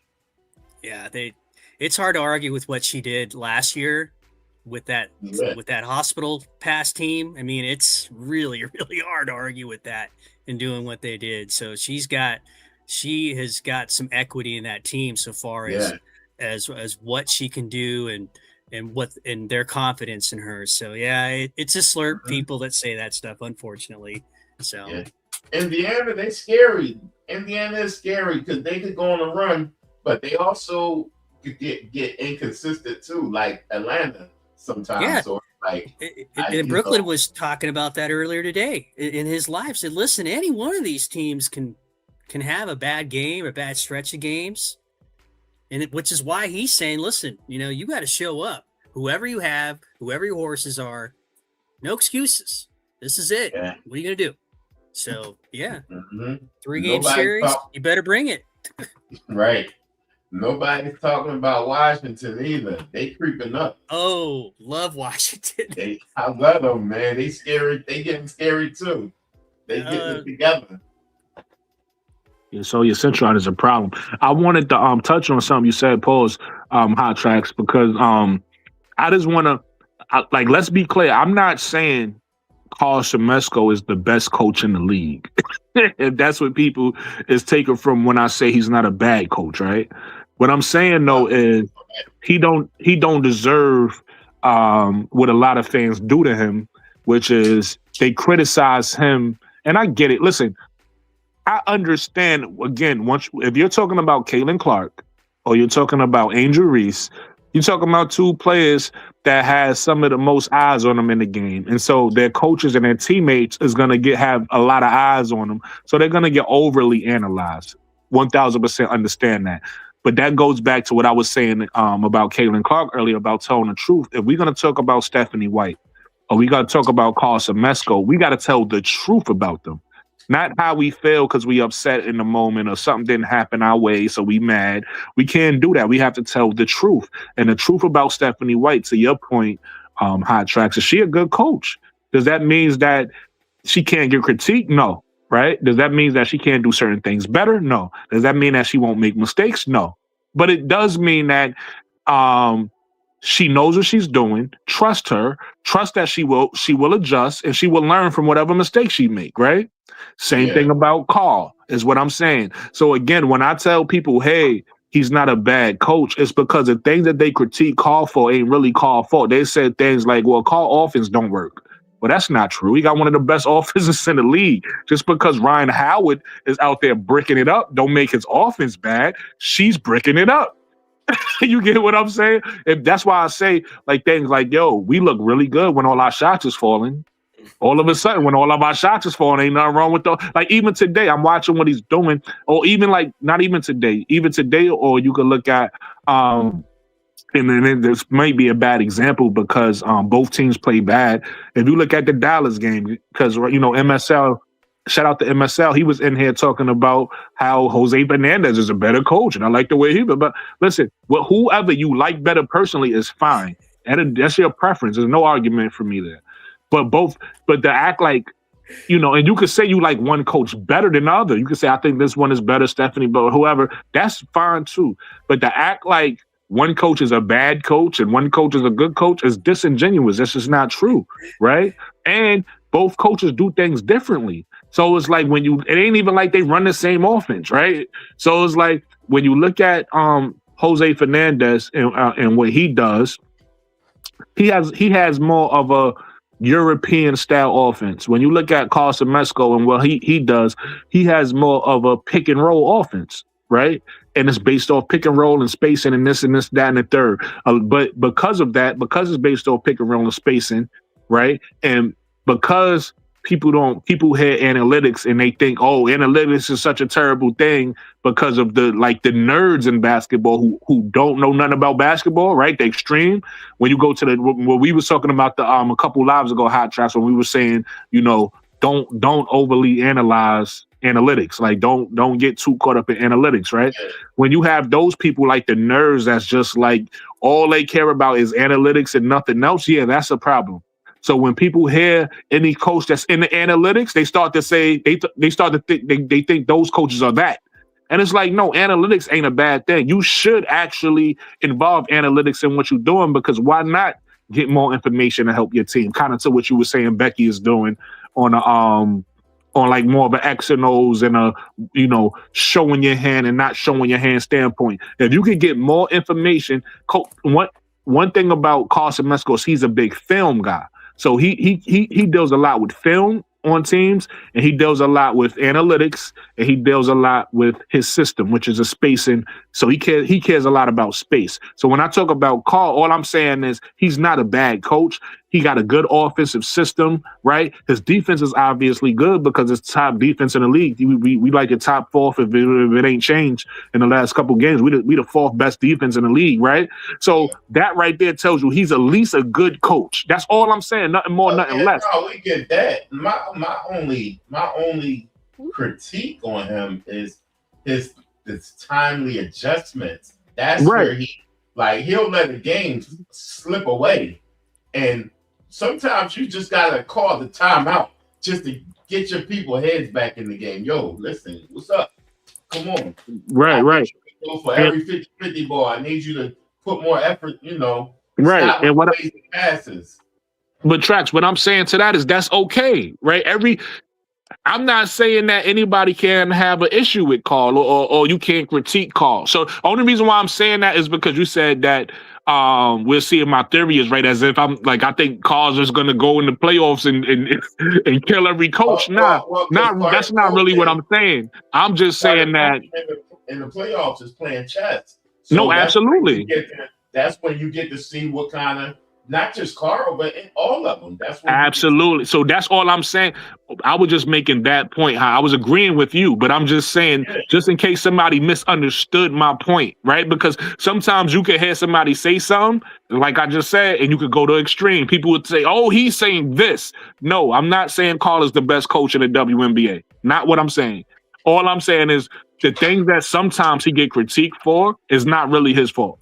And so I'll be trying to get people to, like, if you saying he's a bad coach for this, well, that's on the players.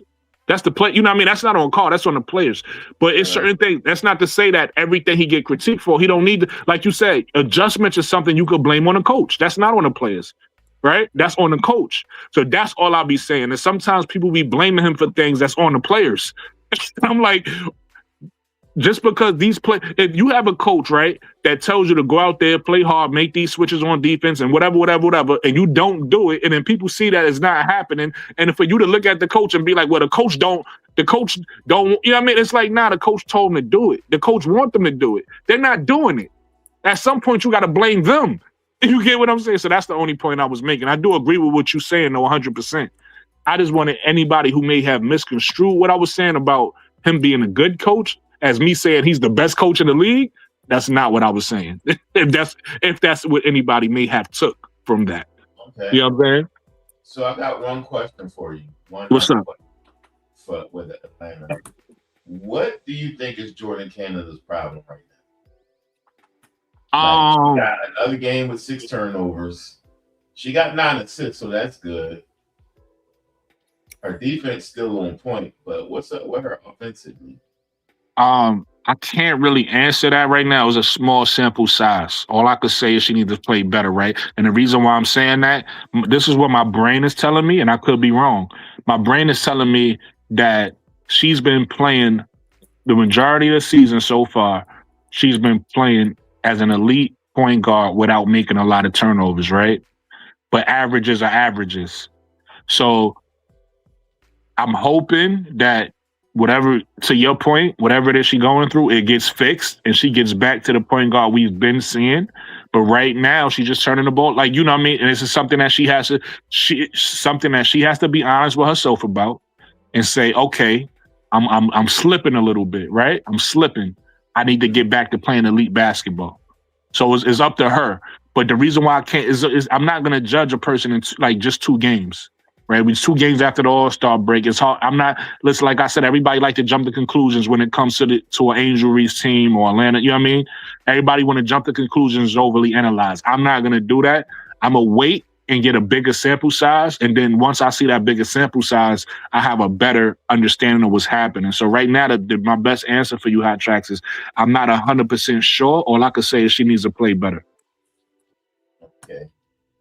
See, I think teams are scouting her too, and looking and seeing her habits. She has a bad habit of penetrating and turning around and just throwing the ball back. And it's, a lot of times there's somebody there to intercept that ball. She do a lot of what Dana Evans used to do when she was in Chicago. She'll get in the paint and penetrate and forget what she want to do with it, or act indecisive and like go looking for somebody, and nobody's usually moving around. They're just watching her, and then nobody's in her line of sight. So when she go to throw the ball back, somebody always intercepting it. Like but that's some of that got to be with them sitting down with her and watching video, and the coach telling her what to do, and teammates telling her what to do. And I think if you get that far in the paint, you need to just take the ball up. Right, maybe.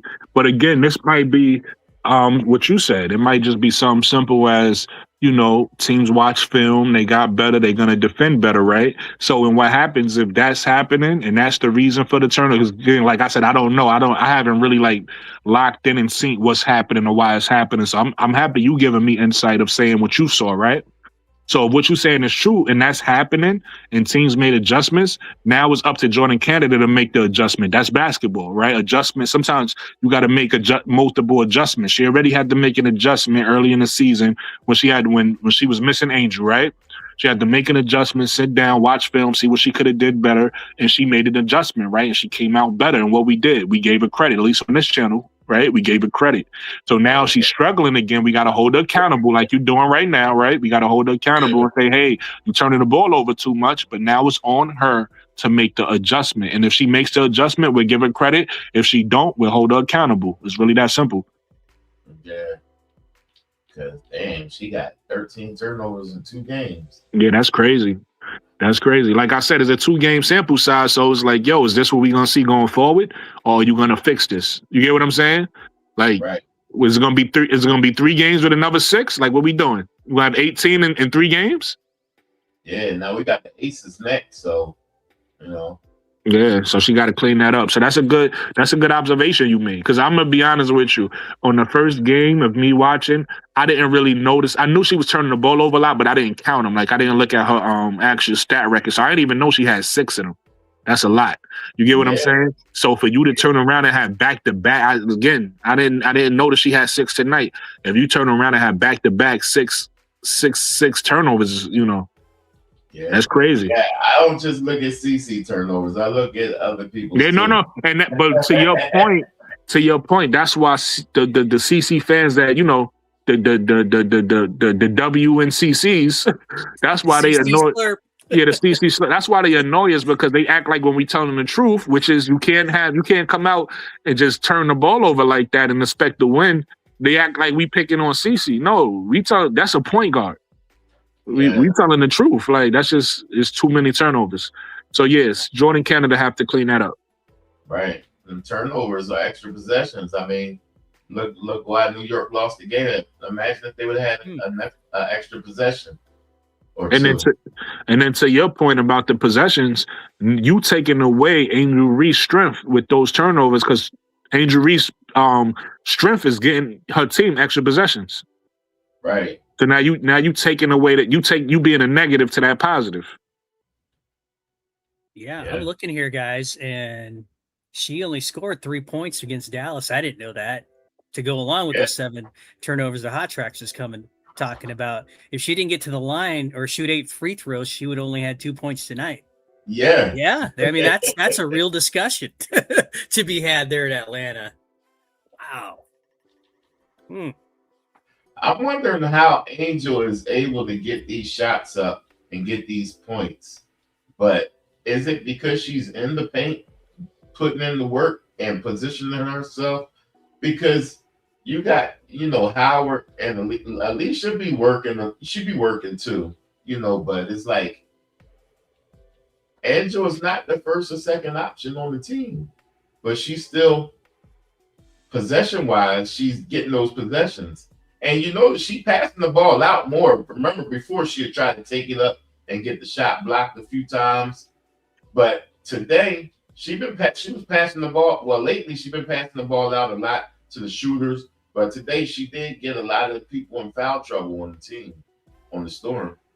Well, see, that's where I disagree, Angel. But again, like I said, the way going back to the offense, the way this offense work is not really a first, second, and third option offense.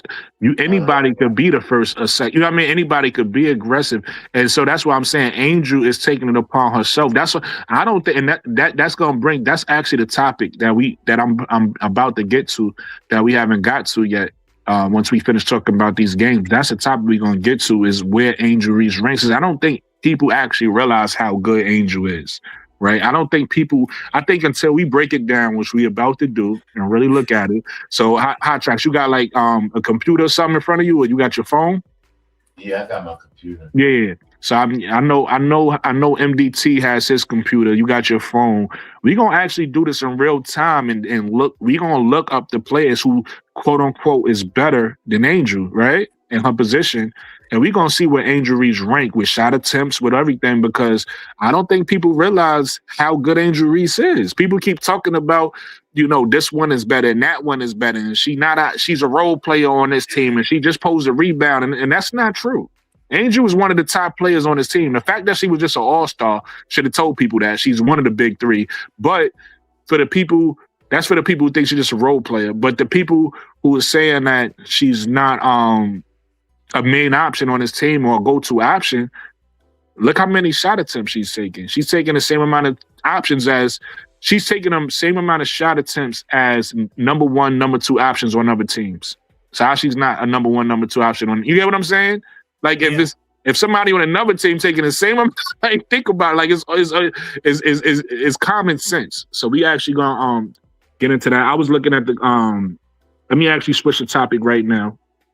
Let's get into the topic that I have right now about Angel, and where is it? What you laughing about? Because while you were talking, and either when I was watching the conclusion of the game, I started getting into this. Yeah. So I asked Google AI. Well, I'm chuckling because they're including players that haven't played that many games or are on losing teams. Yeah. So, for instance, I saw Nafisa Collier. She's greatly talented, but she's not going to make an All-Pro or All-Star because she's only played a couple games. Nothing to take away from her talent, but she's not having a year like Angel is. So. Right. And so why I was chuckling is at first when I'm going through this without adding any sort of filters of whatever you want to call it, Angel isn't making the top 5. Right. I'm seeing names like NECA. I'm like, NECA? Sabali? and I know what's going on is that AI is screwing this up, and they're having their stats from 2025. So I had to move it to 2026 and then account and actually ask it to include a bias if player is playing on a winning team, i.e. contributing to the wins. Right. So that spit out a lot better results, but we don't have to give those away. I know you want to make this a group exercise, so that's why I was chuckling. No, you can. Listen, we just having a conversation. Again, like I said, my channel is about telling the truth, so I don't care what nobody's opinion is and none of that. As long as we get our opinions from the truth, right? So whatever Google AI is, we can say what Google AI has to say before and after you gave it the filter, and then we can actually break it down in real time in front of the people and tell the truth, right? I'm gonna tell the truth about. I'm not here to embellish Angel Reese. I'm not gonna do that. I'm not here to like try to make her greater than she is. I'm not gonna do that. I'm gonna tell the truth about her, and I think it's gonna surprise a lot of people because the way people talk about Angel ain't where she ranking at to me. So we're gonna talk about it. But Gary, Okay. you wanna offer context. You wanna say what AI had and all that, just so we could put it, in context. Yeah, I'll do that. Do you want me to begin where it was obviously making some errors that just don't, or do you want me to get to like You can say whatever you want. end? It's no right or wrong answer. Okay. Just whatever. Just make it quick so we could get into the topic. But there's no right or wrong answer. Okay, so after adding reasonable filters, I want to qualify that because again, including Nafisa Collier, that really doesn't tell the story. That's unfair to the players that have been there for those wins up there in Minnesota. So if you've been missing games, and also that should be a disqualifier there. So what I have here is Asia Wilson, Brianna Stewart, Natasha Howard, Gabby Williams, and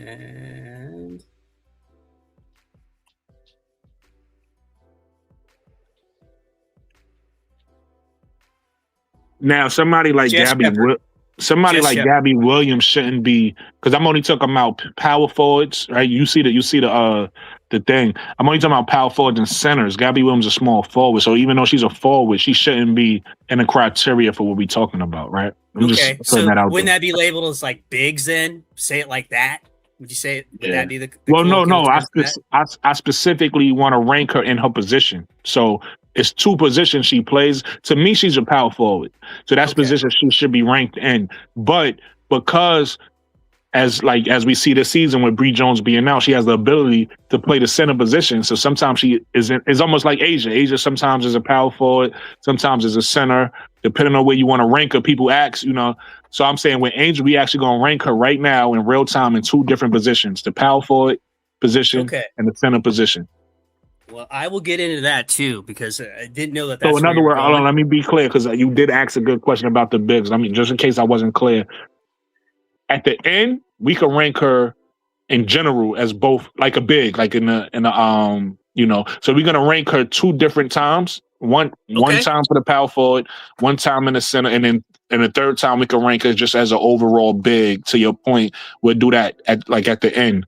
We'll rank her all for all three, where she ranks in power forward, where she ranks as a center, and then where she ranks overall bigs. But no small forwards. Somebody that's a forward like Aaliyah Copper, Gabby Williams, people like that. That they won't be in the conversation because they're small forwards. Okay. Well, I will make some qualifiers for that, and then we'll see while you guys are getting into yours, if that's okay. All right. So let me introduce it. So basically, y'all heard us talking about it. The topic is basically exactly what I just said. Where does Angel Reese rank? And this is based off numbers, right? This is based off stats. This is based off points, rebounds, assists. You could throw in field goal percentage if you like. You could throw in steals, but it's mainly based off points, rebounds, assists, and defense. That's the main things we're gonna rank her in these positions. And we just gonna bring names up. We're gonna look at the numbers. We're gonna see who's playing well. I'm happy you brought up Nafisa because she just started playing. I actually forgot to include her. So talent wise, we know she's still an MVP candidate, right, in this league. So we got to put her above Angel. So that actually hurts the rank because I did earlier because I got to bump her. I got to bump Angel Reese down one now just to include Nafisa in it because I forgot to include Nafisa because she, when I did my stuff earlier. I did my stuff based off people who've played at least 15 games or more, right? And I did my stuff based off people who's playing at least 25 minutes or more, right? So that's what I did my stuff based off of that. So you at least got to be playing 25 minutes or more. You at least got to have 15 games or more. So I forgot to even include Nafisa because she just came back. I didn't want to include any injured players. Like, for instance, they had Rakia Jackson in there. I didn't want to include Rakia Jackson because she's not playing this year, right? She's out. So I didn't include people like her. Anybody who just played a couple games this season, I'm not including. Nafisa's a different story because even though she didn't play many games, she's coming back. So we know we expect to see her for the future. And we also know, it's no question, you don't even have to question Nafisa Kalia. She's, in my opinion, top 3 in the league, 1, 2, or 3, wherever you got to rank. Her, Asia, and Breonna Stewart, to me, are the best players in the league, right? Those are 1, 2, and 3. Asia, Breonna, Nafisa. In my opinion, y'all can tell me if y'all disagree, but those are the top 3 in my opinion. So like I said, we're gonna rank Angel as a power forward first. So what I want everybody to do, you can participate with us in the chat. Hot Tracks is what I want you to do, and also you MDT. We're going to start with power forwards first. We're going to look at power forwards, and I want y'all to look at the top power forwards in the league that at least plays 15 minutes. At least play 15 games, at least plays 25 minutes, right? And I want you to look where Angel Reese ranks with points per game. And then I want you to do the same thing with rebounds per game. And I want you to do the same thing with assists, right? And then lastly, we could do field goal percentage. And then obviously we're going to factor in defense. There's no real stat for defense. You could look at steals and blocks, but that don't really tell the full story about defense. We know defensively, Angel Reese, one of the top defenders in the league. You could throw steals in there if you want, and blocks in there if you like, just to have the stats. But defensive ability is defensive ability, right? There's no stat to really tell how good you keep your player in front of you. So with that said, I want to know where everybody in the chat, just put a number, right? Where you got Angel Reese ranked at now. And then you can say who you got in front of her, right? Do you have a rank 1? I mean, she'll be the best player in that, Do you have a rank 2, 3, 4, 5? Where do you have her rank? I could tell y'all right now, when I did the numbers, Angel Reese is ranked anywhere between 2 and 5 for me. Mm-hmm. Yeah, that's what I was going to say. She's the top 5. I mean, top 5. Listen, top 5. That sounds like an all-star to me, right? It sounds like a good top 5, right? And this is ranking a lot. And then here's the thing: what I want people to do is keep in mind in this, because with numbers, we understand with numbers you have points, right? 0.3, 0.4. Anything that's a 0.5, we rounding up. So if it's 11.5, that's 12. Anything that's below 0.5, we rounding down. So if it's 11.4, that's 11. You understand what I'm saying? So we doing that. And I want y'all to look. If we're gonna critique, let's put player A and player B next to each other, right? Whoever player A and player B is, right? They might be close in points. So one player might get 16 points. One player might get 17 points, right? But if we look at rebounds, and that one player might only have 8 or 9 rebounds, and another player have 11 or 12 rebounds, who you gonna say is better? I'm just asking the question. Ain't no wrong or right answers. I'm asking the question, right? Like, just off of your own logic from your head. I'm not saying anybody answer a way that I want them to answer. I'm just saying if we have player A and player B next to each other, right? And player A has 17, let's say 17 and 9, right? 17 and 9, and player B gets 16 and 12. Who you gonna say is better? I'm going to have to go with the eye test too. No, yeah, we're gonna throw all of that in there. I'm not that my what I just said wasn't to say base your whole decision off of that. I'm just giving people context of things to think about. So another context to your point, Hot Tracks, is the eye test, right? Again, we telling the truth here. This is not emotionally based, right? We're not gonna sit here and say emotionally, I want this player to be above this player because I like this player more. No, we're gonna tell the truth. If one player, like you said, well, eye test, throw the stats out. No stats now. Eye test. Player A, player B standing next to each other, right? Player A has these set of skills, player B have these set of skills. We gonna size them up, and we gonna say, well, hey, this player right now is a little bit ahead of this player because of X, Y, and Z. You get what I'm saying? We're gonna tell the truth. So that's what this exercise is. That's what we're gonna talk about today. We gonna so again, now that we did enough explanations, let's talk about it. In the chat, what do y'all have Angel Reese ranked at? With all that said, not based off y'all personal opinions of if y'all like her or hate her, based off the numbers. Based off the numbers, you just pulled up on your phone and you looked at it and you said, well, her points is this, her rebounds is this, right? We know who her defense is. You know what I mean? There's no real number. There's no real number to say, well, her defense is this. But we know who she's a better defender than. She's a better defender than a lot of bigs, right? Because a lot of bigs can't step out on the perimeter and guard a guard. So let's just be clear. Some people may be better than her at the rim. They may block a shot better. But she could guard at the rim and she could guard on the perimeter. So let's be honest about that, right? Like she's a better defender than a lot of your favorite bigs. Let's be clear. I got some updated information. Before you say that, let me just lay on my plane with this. When I ran my numbers earlier, I'm gonna tell y'all the one area that brings her down. Oh, field goal percentage. Yeah. Outside of field goal percentage, Angel Reese is arguably, like you said, top 5, top 2, top 3 big in this league. Field goal percentage might drop her down a notch where you'll be like, her field goal percentage.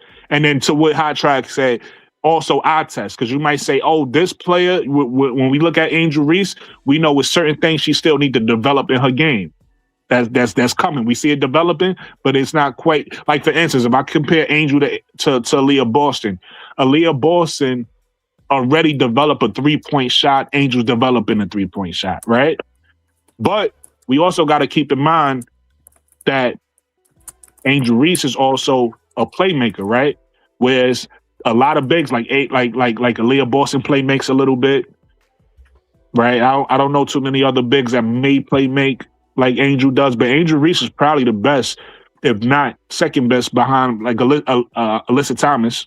Right, you got Alyssa Thomas, you got Aaliyah. Angel Reese probably the third best playmaking big in this league. So you gotta eye test. We gotta factor those things in there too. Get ahead, MDT. But before you go, MDT, let me talk to the chat. Chat again. Do me a favor. Tell me where you have by ranking, just in the power forward position. Where do you have Angel Reese ranked as the best power forward in the league? 1, 2, 3, 4. Based off the numbers, while MDD talks, based off everything we just discussed. And the honest assessment, where do you have her in the chat and also in playback gang? When you have this, y'all can actually break it down too in the comments in the playback gang, your explanation behind where you have her, if you guys like. Get MDT.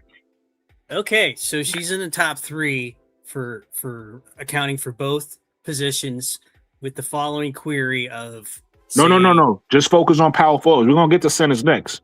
Okay, just focus on power forwards right forwards, now. Definitely in the top 3 for there, and I think she's number 2. No, number 3 for power forwards. Okay, and what's the power forwards you have above her? I've got Brianna Stewart and Asia Wilson. So my criteria, like you said, we can make this up. Put in top 5 power forwards for WNBA for this year, bias for playing on a winning team. So that means, and if you go by stats, I mean, it could get a little. She's got everybody on rebounds, obviously, but Stewart's got averaging 21 points, and Asia's averaging crazy 26.4 points a game, and nine rebounds a game. And don't forget, because we both forgot. It sounded like you forgot as well. Add, obviously we know she just came back, but add Nafisa in there as well. Oh, okay. Yeah, I don't know. I mean, is it okay if I don't, just because she hasn't played? It's up to you. I just feel like it's Nafisa, but it's up to you. If I'll tell you what, if we were going last year, Nafisa's in there all day long. I'll say that. But because she's only played 2 games, to me, I mean, she wouldn't. I think you said this, had to play at least so many games, so many minutes. Right. So to me, that would make her ineligible. And I respect the heck out of her. Okay, I respect that. I respect your opinion. I respect that. And then it closes out with Howard, and for whatever reason, it puts Gabby Williams in here. That doesn't matter, but mainly those top 4, and that's a pretty good company, if you ask me. So if you're in that conversation, so at worst, you saying what do you have particularly? You said 3. What do you personally have, Angel, based off everything you just said? I would put her above Stewart. Okay, but I'm saying, give me a number. Where do you have her? in a ranking of top whatever. What do you have her? Power forwards, number 2, behind So behind 2. Asa Wilson. So you got a 2 behind Asia Wilson. Now, at worst, let's just say you really being hard on Angel based off everything you looking at right now, and you just at worst had to rank her with all the names you see. Where would you put her right now? The lowest I'd be comfortable putting Reese would be number 4, and I think that would be criminal. So that's what I'm saying, because that's what I did earlier too. I looked and I said, because I didn't want to be biased, right? So when I did my ranking, I put where I had her ranked, and I said, well, at worst, let's just say I was a hard Angel Reese credit. I was like, I can't have her no lower than 5, right? I had a 2, and I was like, I can't rank her no lower, but that's before a fee, so I got to say 6 now because I forgot about Nafisa Kalia, so I got to throw Nafisa in there. But so I can't have Angel no lower than 6, the 6th best power forward in the league, right? But I have her higher than that. I have her because there's certain people I don't have over her, right? So I had her at the 2nd best power forward, adding Nafisa Kalia to that. I got her as the 3rd best power forward in the league right now, just based off numbers, not how I personally feel, just based off her production and what she's doing on Atlanta Dream this year, right? That's just me, right? And you said you had her at 2, and you said at worst you got to have at 4 hot tracks. When you looked up what you looked up, where you have Angel at and who you have above her. So I have Wilson, Stewart, Nafisa, if we putting her in there, and then Angel 4, if not 3. So you got her 3, 4, right? Just pick a number. It could be 3. It don't even matter. What would you have her at in that list you have right now? Well, like I said, if we added Nafisa in there, it will be 4. If not, then 3. All right, so you got to have 4. It's up to you. Is if you feel like MDT feels and you feel like not enough games, you don't want to add. If you feel like I feel, all right, cool. So you got to add 3. So now, I'm thinking about AT also because I don't know if add AT in this. If you, what I'm saying is I'm trying to think. I'm comparing Angel and AT, and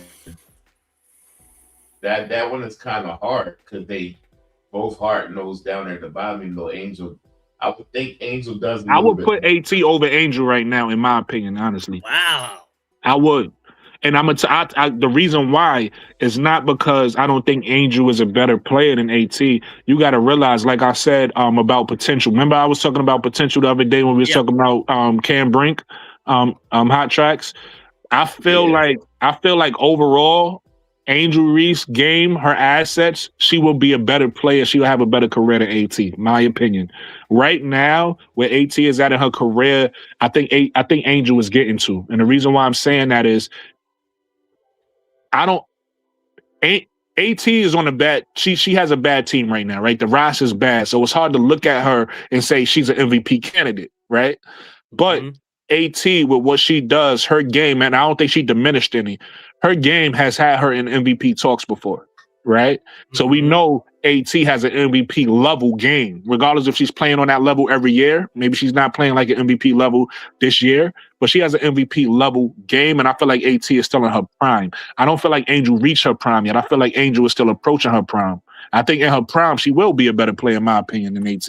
But right now, today, just saying what I'm saying about Nafisa, even though Nafisa hasn't played the amount of games this year, we know Nafisa's an MVP candidate. Like she's in her prime. She was hurt. I'm not gonna penalize you for being hurt. Now, if you got hurt and you ain't playing no more, that's different. So, like I said, somebody like Rakia Jackson, whose season is over, that's different for me.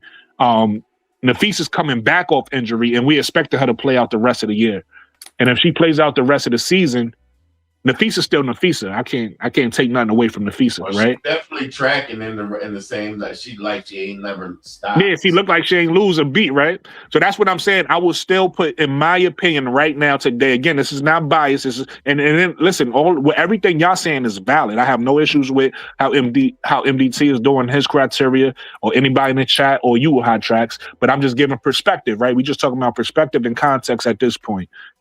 AT and Nafisa, and you actually helped me with my list because now I got to bump Angel down one more to 7 because I forgot about AT, right? Because I think I have. Oh, wait, no, AT might have been in my. Let me see. The people I have over Angel is I have And I didn't put Asia as a power forward. I only put Asia as a center in mines, by the way, MDT. So, but I'm not mad at you putting Asia as a power forward because she does play both positions. But in mines, I had Brianna Stewart as the best power forward overall.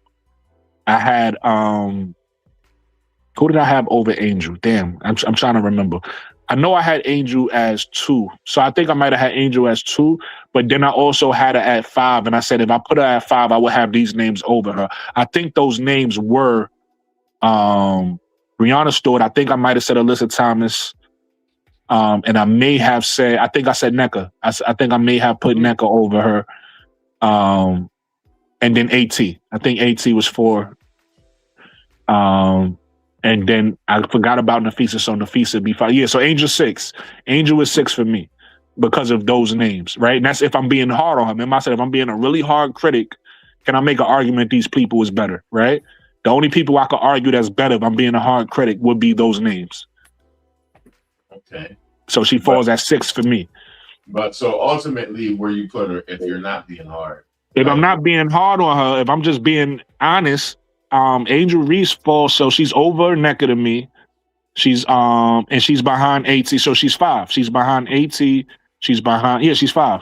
It's just she's over Nneka. She's AT. I have over her. For right now, I think Angel's gonna pass AT once she's developed the rest of her game. And then the people she's chasing that's difficult to pass. You know what I mean? She got to really become the MVP candidate, beat the Nafisas, the Brianna Stewarts. I forgot who else I said. Who else I said? I said Brianna Stewart. I said Nafisa Kalia, AT. Fee. And Fee. Yeah. So that puts her at 5. Company. Not at all. Not Really good company. Especially for her being her 3rd year. So 3rd year, right? That's what. But again, this is a person that we got to argue every other day. That's a role player though. That doesn't. That's not this. And that's why I'm saying, like, let's really talk about her. Like, let's be honest, right? And that's just one position. And to me, she's not even a center, right? But let's talk about center because guess what? When I ran the numbers, I had her as high as 2 and as low as 5. It was the same exact shit. And the people that I have over, right, that we talking about centers, now we talking about Asia Wilson, right? And I had her right behind Asia Wilson at number 2, right? But I said, if I'm being a hard critic, again, I to your point, I test being polished game, you could argue that Aaliyah Boston is over Angel. So you got Asia and Aaliyah, right? And then who else did I have over? It was Angel, Aaliyah. This is a person that I did. You know what's funny? Because it's weird because I didn't do this for Asia MDT, but I did this for Natasha Howard. I said Natasha Howard. Oh, that was somebody else I had in the power forwards. That's probably who I was forgetting. Natasha Howard, I was arguing both as a power forward and a center because obviously to me, Natasha Howard, like Angel, is a power forward. But this year, because of all the injuries, she's been playing center for Minnesota. So I was actually putting her in both. So I was arguing. I said maybe an argument why, because if you look, they got the same numbers, right? 15.6, right? They both scored the same amount of points. Angel gets way more rebounds, right? But then again, I had to look at it. Same thing, my point kind of with Alyssa. I said Natasha Howard is a veteran, though. She's a veteran. Her game is kind of already, you know what I mean? She could arguably be in some seasons, maybe you could say she's an MVP type candidate. You know what I mean? Like you could look at her and say she's in her prime. So I was saying that for argument's sake, you could say that she's better than Angel. So that's Asia, that's Aaliyah, that's Natasha. Who else did I have as a 5? Oh, Shakira Austin, right? I said you could argue, huh? No, I'm listening. I'm saying arguably you could argue a Shakira Austin, right? If you wanted to argue it, you could argue maybe a Shakira Austin. And then I was like, I don't know if anybody else, unless I'm forgetting somebody. And listen, I'm not saying I'm perfect. I might be forgetting somebody.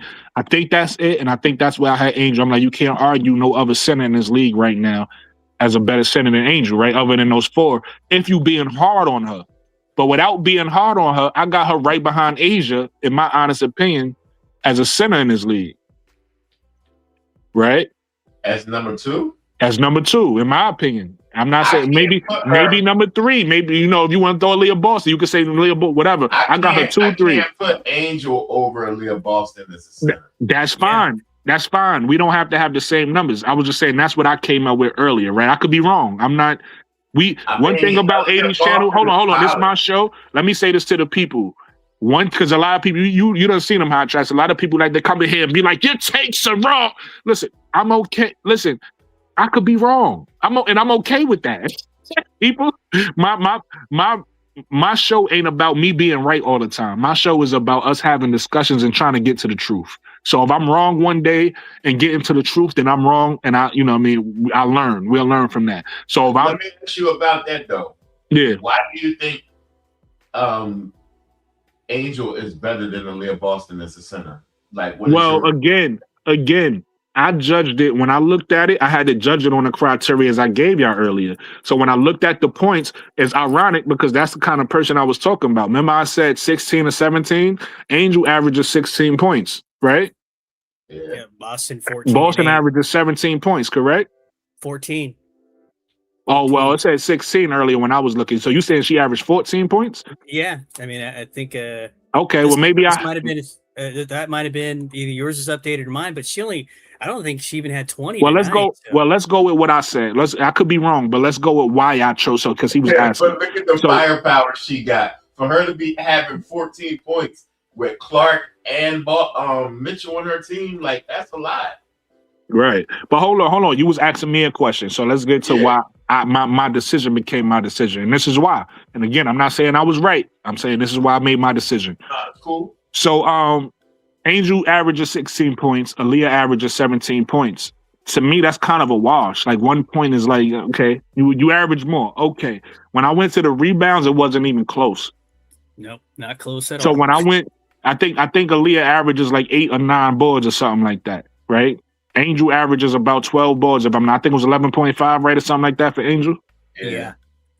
So when I judge it off of that, I was like, okay. And then I looked at the assists. I said, well, the assist is close. I think Angel averaged 2.4 assists, which I bring it down to 2. I think Aaliyah averaged 3.5 or something like that. So I'll push it up to 4. But with Angel, again, going to eye test, I'm sorry, it wasn't an eye test yet. I forgot what the turnovers was. I might be speaking of turnovers. I got to mix. I looked at assists. I think assists might have been close, and then the turnovers, it was whatever it was. But with Angel, I had to factor in the fact that the refs are call Angel for a travel when she ain't even travel. Like early in the season, for the people who was watching Angel, I don't know if y'all been watching, but they were just calling the whistle on her egregiously. Well, that threw her turnovers up. In the beginning of the season, she had like a crazy amount of turnovers because every time she touched the ball, they was like, nope, whistle going the other way. So I kind of gave her grace there because I know that's when refs is targeting you, that's not really your fault. You get what I'm saying? So what I'm saying is, in other words, assist was even, turnovers was close. You get what I'm saying? Then I had to look at defense, right? And I feel like Angel is a way better defender than Aaliyah Boston is.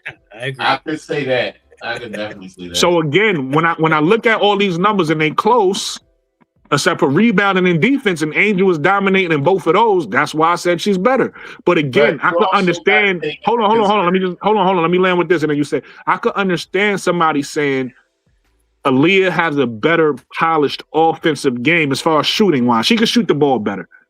So I can understand somebody looking at it and saying because she shoots the ball better and she's more efficient, she's over Angel. Again, there's no argument. If that's how you feel, that's how you feel. I'm just telling you how I came to my thought process. Yeah. Okay. Did you consider the shot percentage and her bag and her bag, footwork and all that? Yes. And then when we got down to the shot percentage, that was the last thing I looked at. Right, that really showed me like, okay, Angel drops dramatically when it comes to shot percentage. Right, she's 42% from the field. Right, but then again, now that's when everything else come into play. Right, that's when you start. You said eye test. You start going to eye test. So I start looking at the people that's above her, and I start to say, well, this person is above her. Do I think they're better than her?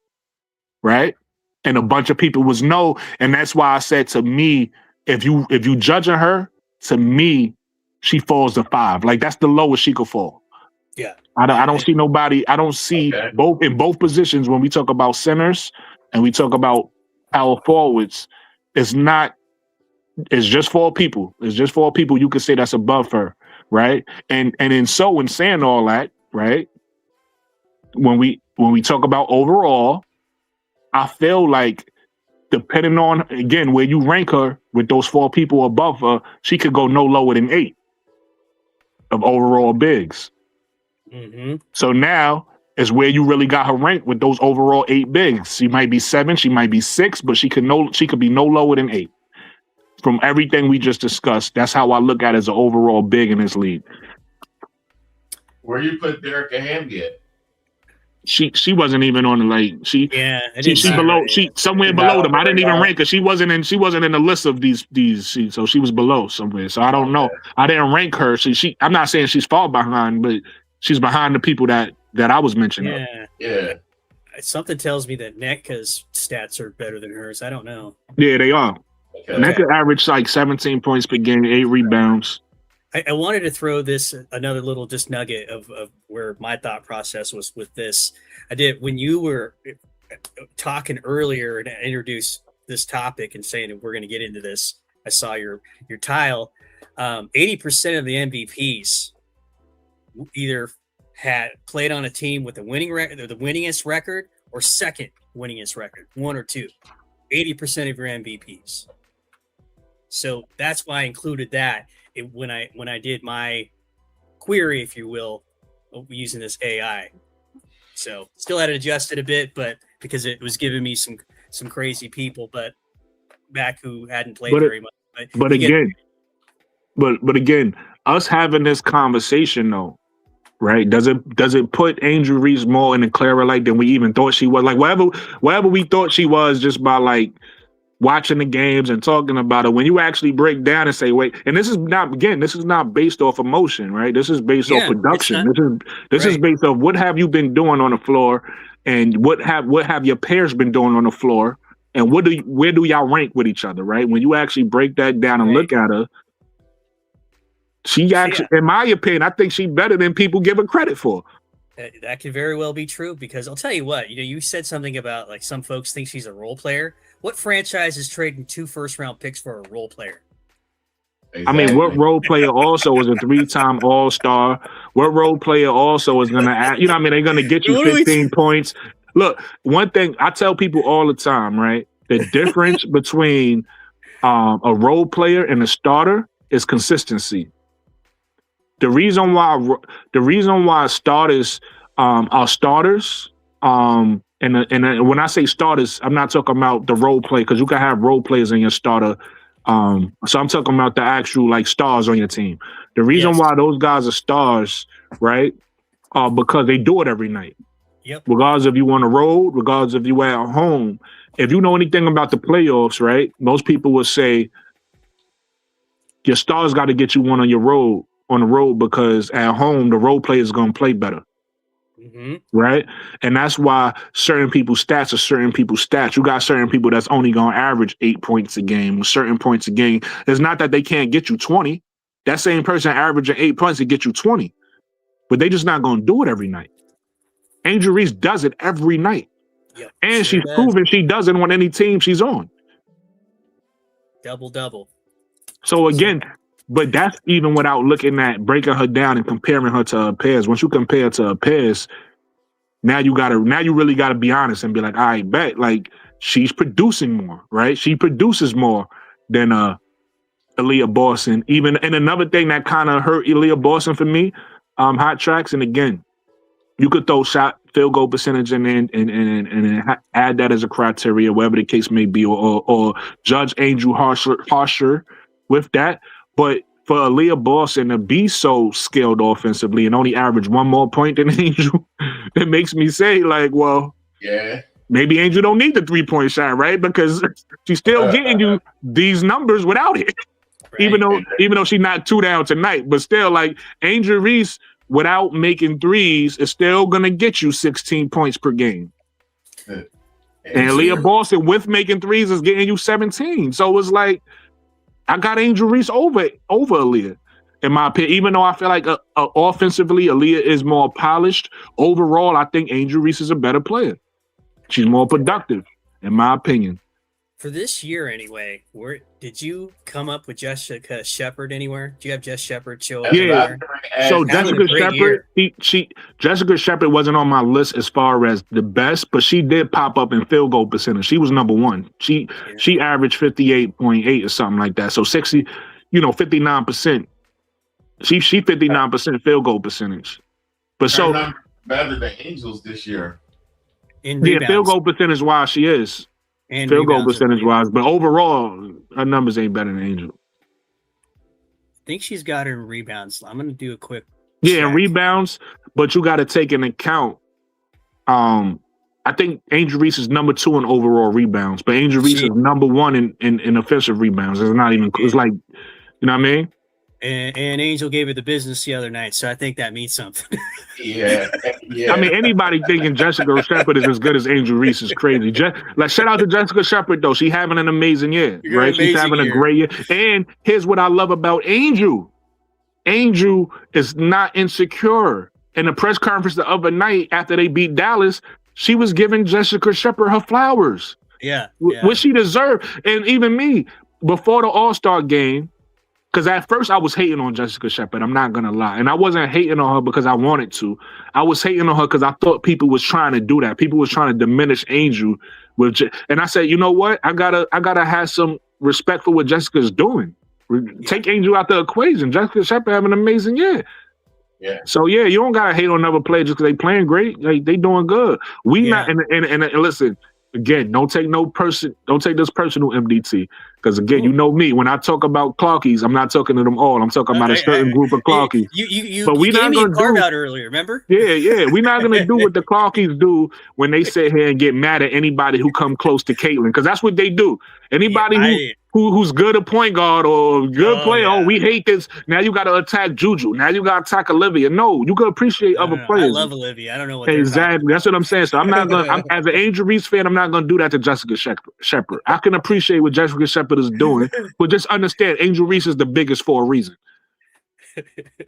Yeah, she. So just to put it out there, Angel is doing better defensively on the defensive side of the ball than Jessica Shepard. Like, they may have numbers that are close together on the offense, but on defense, Angel separates them on the defense. She's better.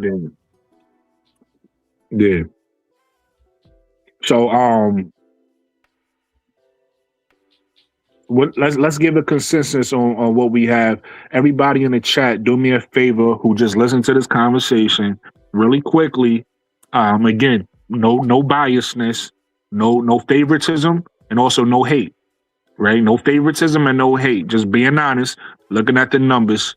If you had to judge Angel Reese now off of what we just said as an overall big, what number would you put her overall? And just everybody just drop a number in the chat, and I'm gonna ask you, you two guys, as well. Y'all could discuss it, or y'all could just go one by one, however y'all want to do it. But where do y'all have Angel Reese overall as a big in this league, judging both positions together? Top 3, no question. Top 3 with power forwards and centers together. Yep. Oh, okay, that's higher than I thought. That's what's. And where you got it? Where do you have hot tracks? I would put top 4. Okay.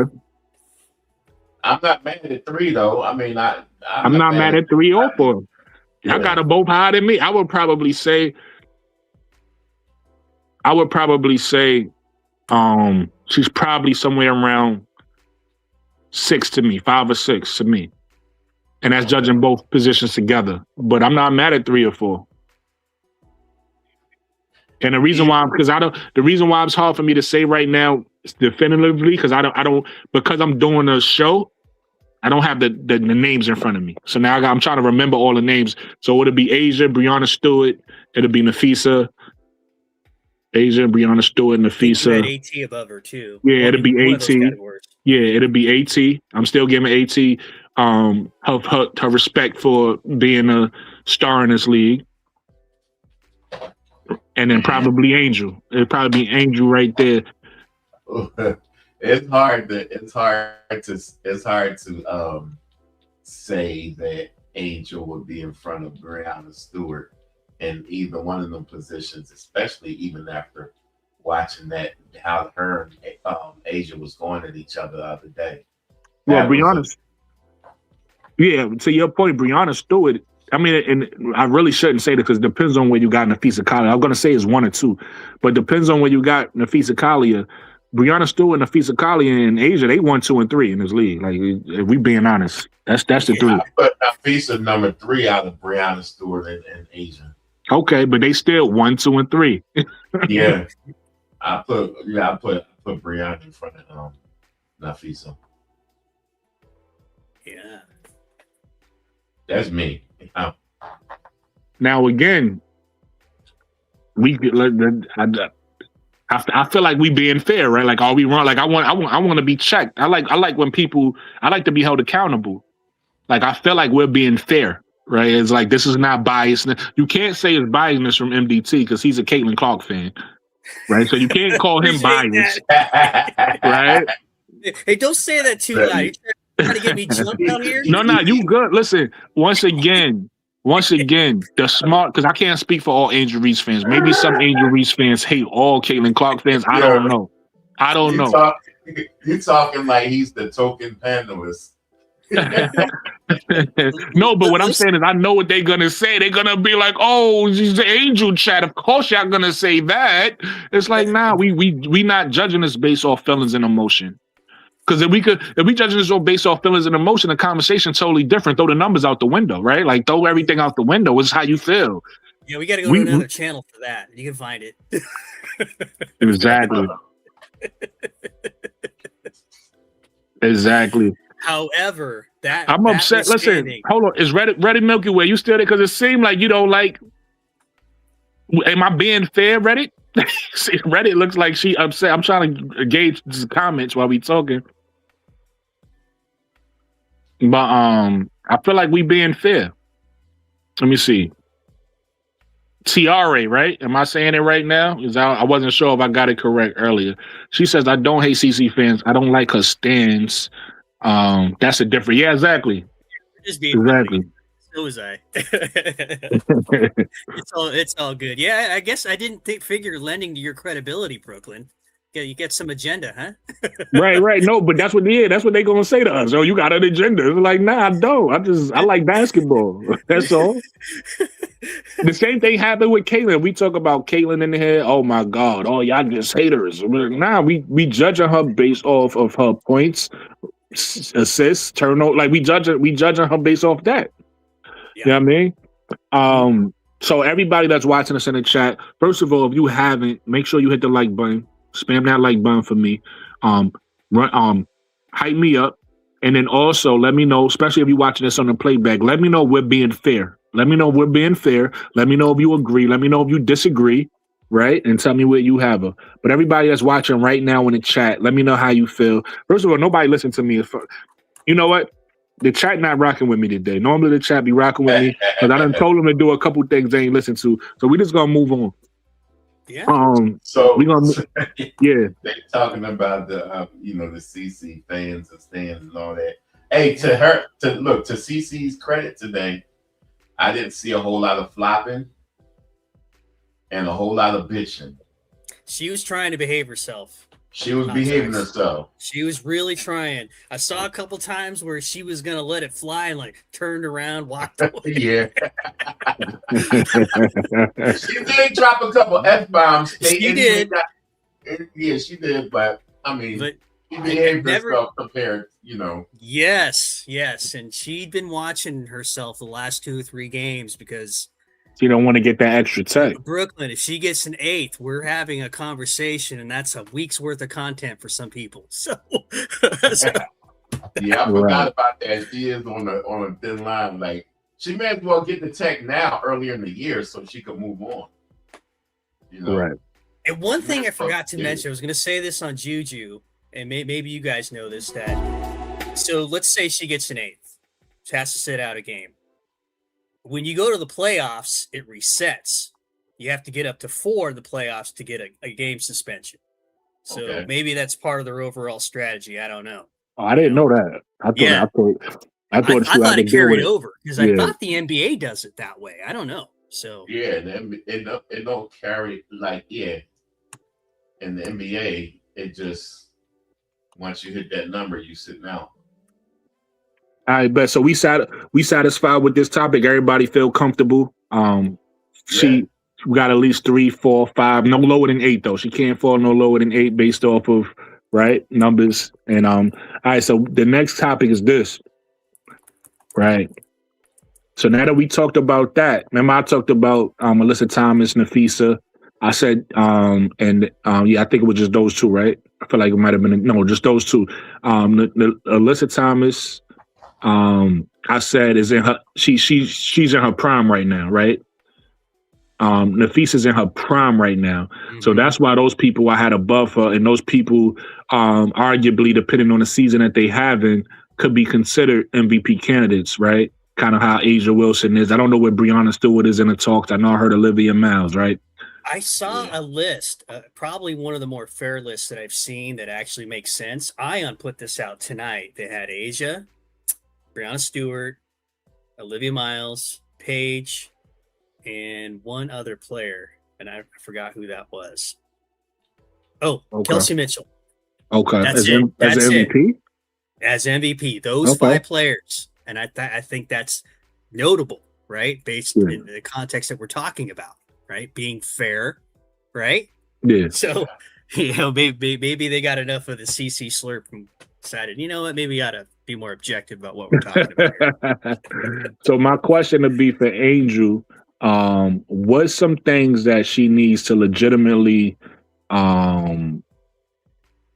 not work on or upgrade, right? What's some things in her game that if she just shores up this thing in her game or add these tools to her game will take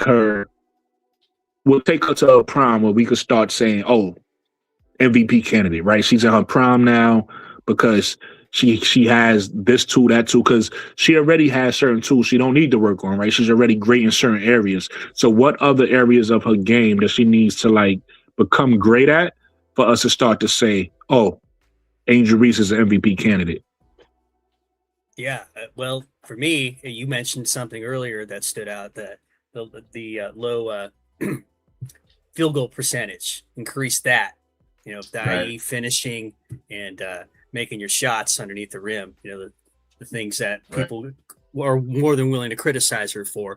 And then, we're seeing her take threes, not a high percentage, but if she spent time doing that adds to her game, makes her even more dangerous, more well-rounded player.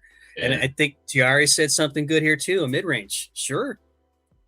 Those are all good things that she can do, in my mind, to get her where she's legitimately, where it's not even an argument anymore, where we're talking about her in that Asia Wilson discussion like that.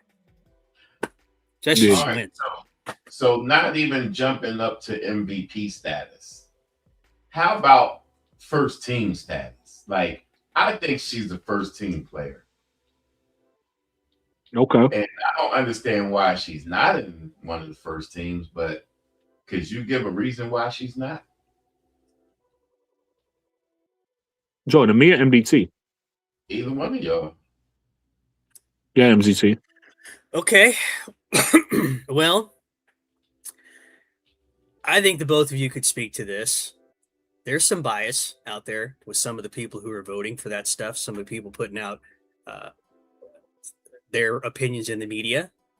And if you don't like somebody's attitude or how they carry themselves, that can work against you. I believe in this season, the Jessica Shepard factor plays a part in it too. Mm-hmm. But I see Angel Reese at minimum second team All-Pro. And I believe it's also going to work out to where her stats are going to be better than Jessica Shepard's. And we won't be having this sort of discussion or any type of argument for Jessica Shepard in the end. Yeah.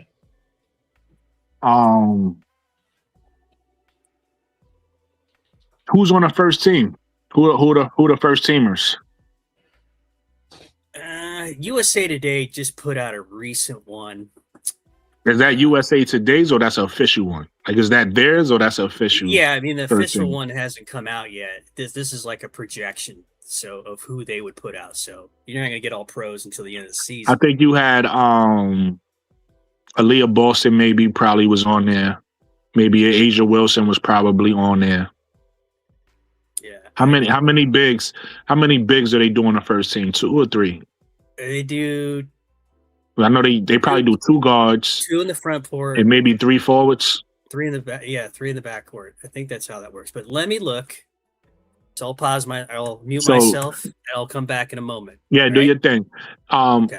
So and with that said, if you have, well, no, then you got Breonna Stewart. So I can understand why she's not first team. If you have those names in front of her, like I said, Aaliyah Boston is going to be an argument, right?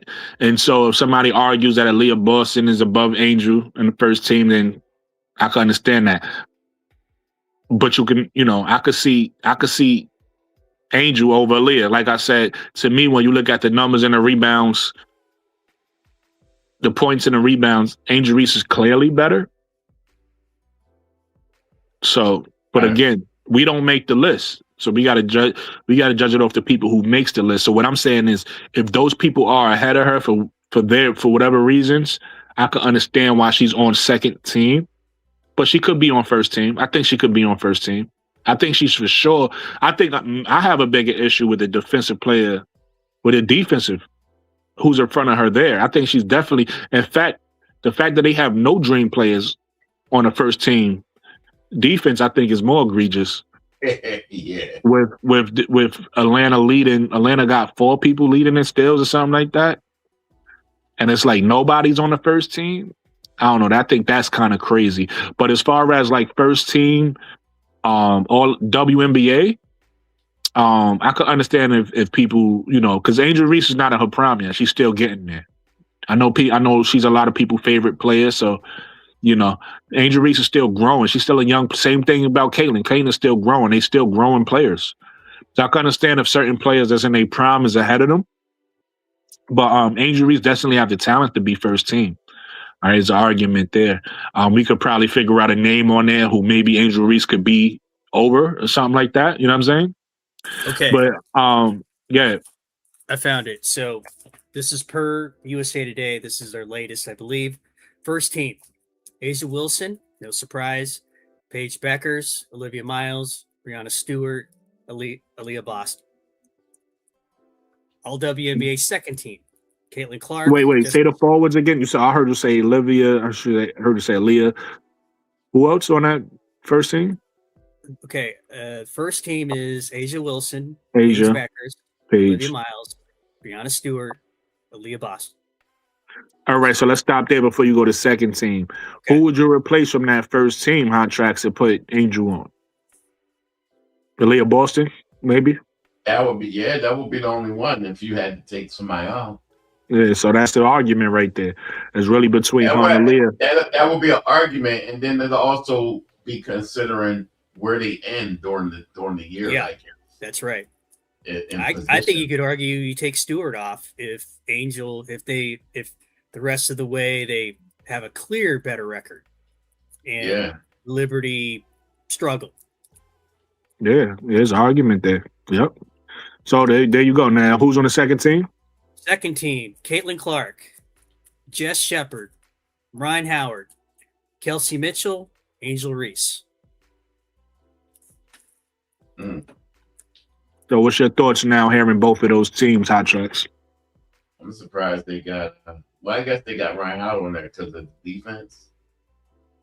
I thought that too. It's funny you say that because I was like, when I saw that, I was like, damn, Ryan Howard, no Alicia Gray. I was like, Ryan Howard over Alicia Gray is crazy, but yeah, I'm surprised too. But what's your thoughts now that you heard both lists? You feel like Angel should replace Boston? Yeah, I mean, at this point, she's in front of you can say she's in front of Breonna Stewart. Like the games are, they're Well, me personally, I got Brianna and Asia both 1-1 in the centers and power forward, just because of what MTT said earlier about points, right? I think Brianna averaging 22 or something like that, and Yeah, Asia's over averaging 20. 26 or something like that. Asia 26, 4, and 8, 9, 2, Yeah, so and 3. Some ridiculous stat line. New York is in 8th place, and damn, they in 8th. I didn't even know that. And Atlanta is in 5th. They're half a game behind Indiana. You're right. Angel could be over Brianna. I mean, numbers wise, it's hard to say that, but record wise, what do they judge that off? They judge that off more stats or record? Is that a record? I think that's a stat. Because here's what's going to happen, Brooklyn. Watch what happens to Olivia Miles' stats as we move through the season. They're already going down because Fee's back, but it doesn't speak to the gravity of what happens when she's on the court. When Miles, you want to know what's funny? Something else people not thinking about. Guess whose stats going down now that Fee's back? Natasha Howard. Yeah. Yep. So that bumps Angel up. As far as the conversation we having right now about stats and stuff like that, that bumps Angel up even more because her and Howard both got the same amount of points or close in points. Obviously, Angel's killing her rebounds, but she's way more efficient because she got a point guard like Olivia who knows how to find her big, right? So all she gotta do is catch and go up. So last time I was on here, I think with you, I mentioned this. So if Angel gets on either one of these all-pro teams, salary cap gets really messy, to use one of your terms, next year. Really messy. Yeah. So even more reason to go and ball out this year. My team's in the same boat, by the way. So it's, man, going to get very, very interesting the rest of the way. Yeah. So in my opinion, Hot Tracks, you never really answered the question because you asked another question. So what's your thoughts about what Angel has to do to be considered an MVP candidate as far as elevating her game?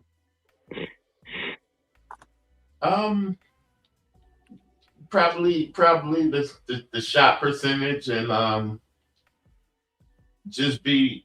I mean, she's doing good now because if her shot percentage, goes up. I mean, obviously her points are going to go up too. So as long as she maintains everything she's doing now, shot percentage go up, and she do a little bit more on the defensive side. I mean, she's already doing a lot, but say if she starts averaging 2 blocks a game along with a couple steals, because I think she got 2 steals a game. So if she added 2 blocks, then that'll put her in all of the categories. Okay.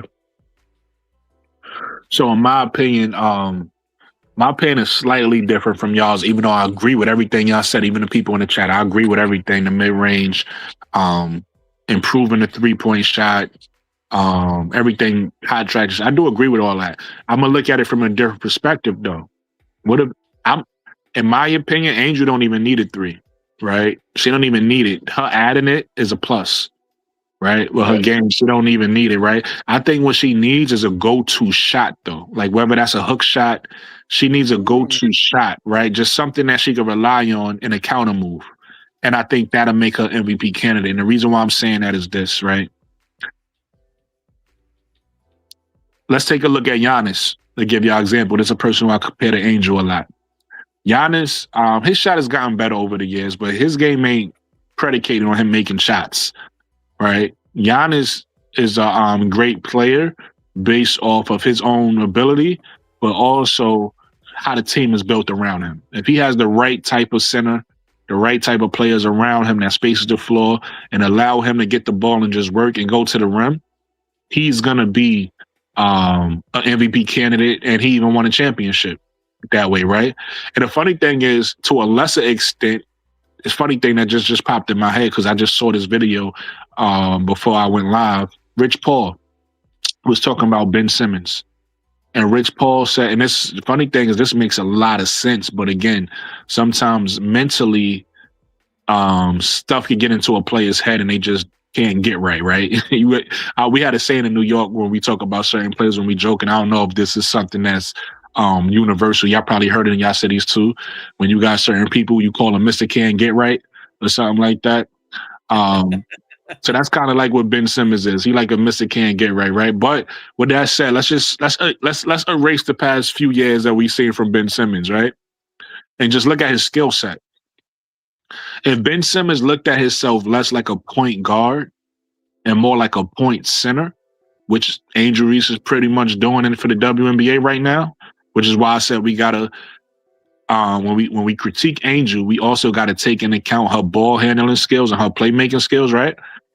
Yeah. If Ben Simmons kind of looked at himself like a point center, he would be so dangerous in the NBA, right?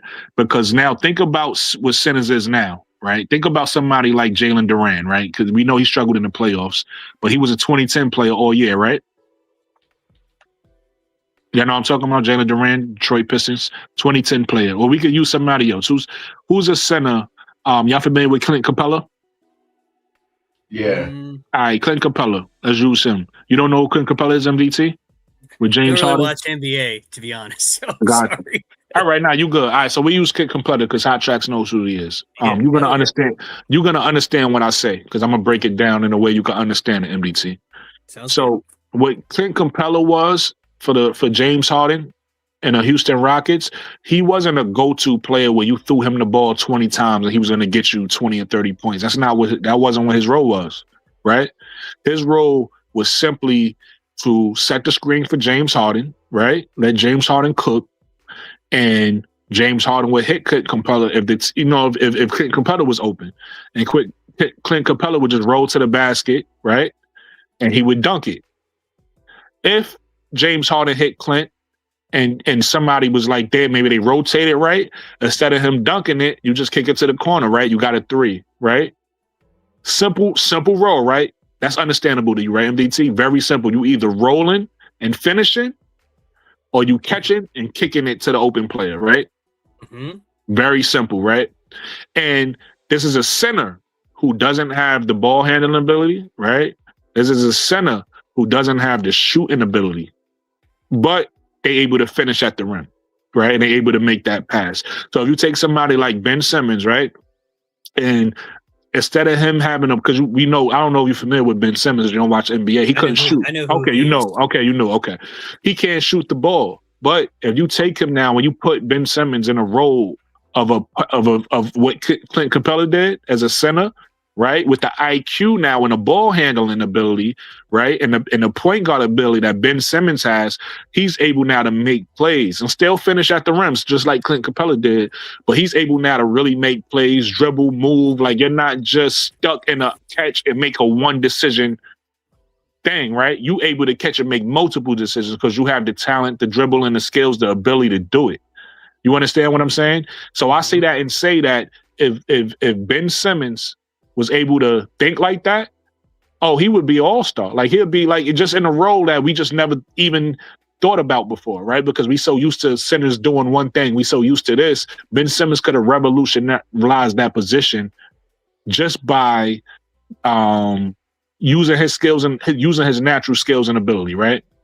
And this is somebody without a jump shot. Now, I say all that to say, take Angel Reese, right? She don't need a jump shot. This is somebody who has the point guard skills ability. This is somebody who has high basketball IQ, right? She just really, and I'm going to be honest with you. Let's say she do add the three, right? That was my argument without the three. Let's say if she do add the three, I don't think her field goal percentage need to change at all, right? She shoots 42%. Imagine if she shoots 42% and now she can add maybe 38% three-point shot to that. You know, yeah. maybe, you know what I mean? Like she can add just a 3 to the 42. All of a sudden, you got a dynamic offensive player. And I'm going to keep it all the way real with y'all. And I'm happy that Tia said this, TRA, excuse me. I'm happy TRA said this because this was a topic I was going to bring up on another show. I didn't even make a graphic for it. I was going to bring this topic up on another show. And I don't feel like Angel Reese is being played in the right position in the WNBA. Right. We just argue where she ranks as a power forward, right? and when she ranks as a center. But I think Angel Reese, most dynamic position is a small forward, and I'm gonna tell you why. And shout out to Gilbert Arenas, because again, this is, you got to learn from other players you got to learn from people smarter than you in order for you to like elevate how you think, right? So this is a basketball player who I've listened to. He didn't say this about Angel, but just the way he thinks. I've learned, for instance, when Gilbert Arenas used to talk about how he used to dominate the game. If anybody know about the hibachi, the mid 2000s, if you don't know about Gilbert Arenas, go look Gilbert Arenas up. He ain't dominated for a long time, but in the 3 years he dominated, he was a problem, right? Yes, he was. I've heard it. What he said he used to do, because he was a big guard. He was about 6'4", right? 6'4". Yeah, he was about 6'4", 6'3", 6'4". What he said he used to do, you would look at somebody like Gilbert and just think, oh, yeah, they just talented. They just going out there and they cooking. He used to look at what advantage he had over a player. Sometimes the advantage he had over a player was size, right? He's going up against smaller guards. So he would just post him up and use his size and just kill him all day with his size. Sometimes his advantage was speed. And sometimes he would just blow past players and use his speed. Other times his advantage was like agility or, you know what I mean? Something like that. If you look at Angel Reese, her skill, or not skill, but let me say her advantage is whenever she get a smaller player on her. She usually abused him. Right? Yeah. So if you play Angel at the 3, she's the biggest player in that position now. Right? The only way that works though is you're gonna have to have a stretch 5. Again, that's what I said about Giannis, right? Gotta have the right team around him, right? You're gonna have to have a stretch 5. The 2 people that come to mind for me, and this is only based off how much they attempt threes, it don't have to be these 2 people, it could be somebody else, but the 2 people that'll be perfect for Angel at a center position is JJ and Stephanie Dawson. Those are the 2. Yeah. Those are the 2 people. If you look up their threes, you can look it up right now, MDT, and double check what I'm saying so the people know I'm not lying. Those are the 2 centers who shot the most efficiently threes in the past, like maybe let's say 5 years. It's probably longer, but you can look that up. Look up top centers shooting threes with the highest field, whatever, however you want to word it, and you're gonna find JJ and Stephanie gonna be at the top of that list. Let's say Stephanie, right? JJ's in New York. Let's say Angel was able to have a team right now, and this is a fantasy team because right now I'm happy with the team Angel got. I think this is an all-star squad in Atlanta, but we just talking Angel Reese's best position right now, right? Let's just assume she has a team right now and Stephanie Dawson is her center, right? The only way Angel, what it says? JJ, Jonquil Jones, shooting 40%. Dolson, like you said, is at 38, and a new entry, Asia. Okay. Shout out to Asia. Asia added the 3 to her game. Yeah, Shout out to Asia being kind of doing that too. So right, a little bit. So look, that's centers, right? Either let's say Stephanie Dawson. You know, let's not be greedy. You know what I mean? Let's say Angel has a team. She plays with Stephanie Dawson at the 5. The only way this is gonna work with Angel at the 3 is if you have a power forward who can also shoot a 3.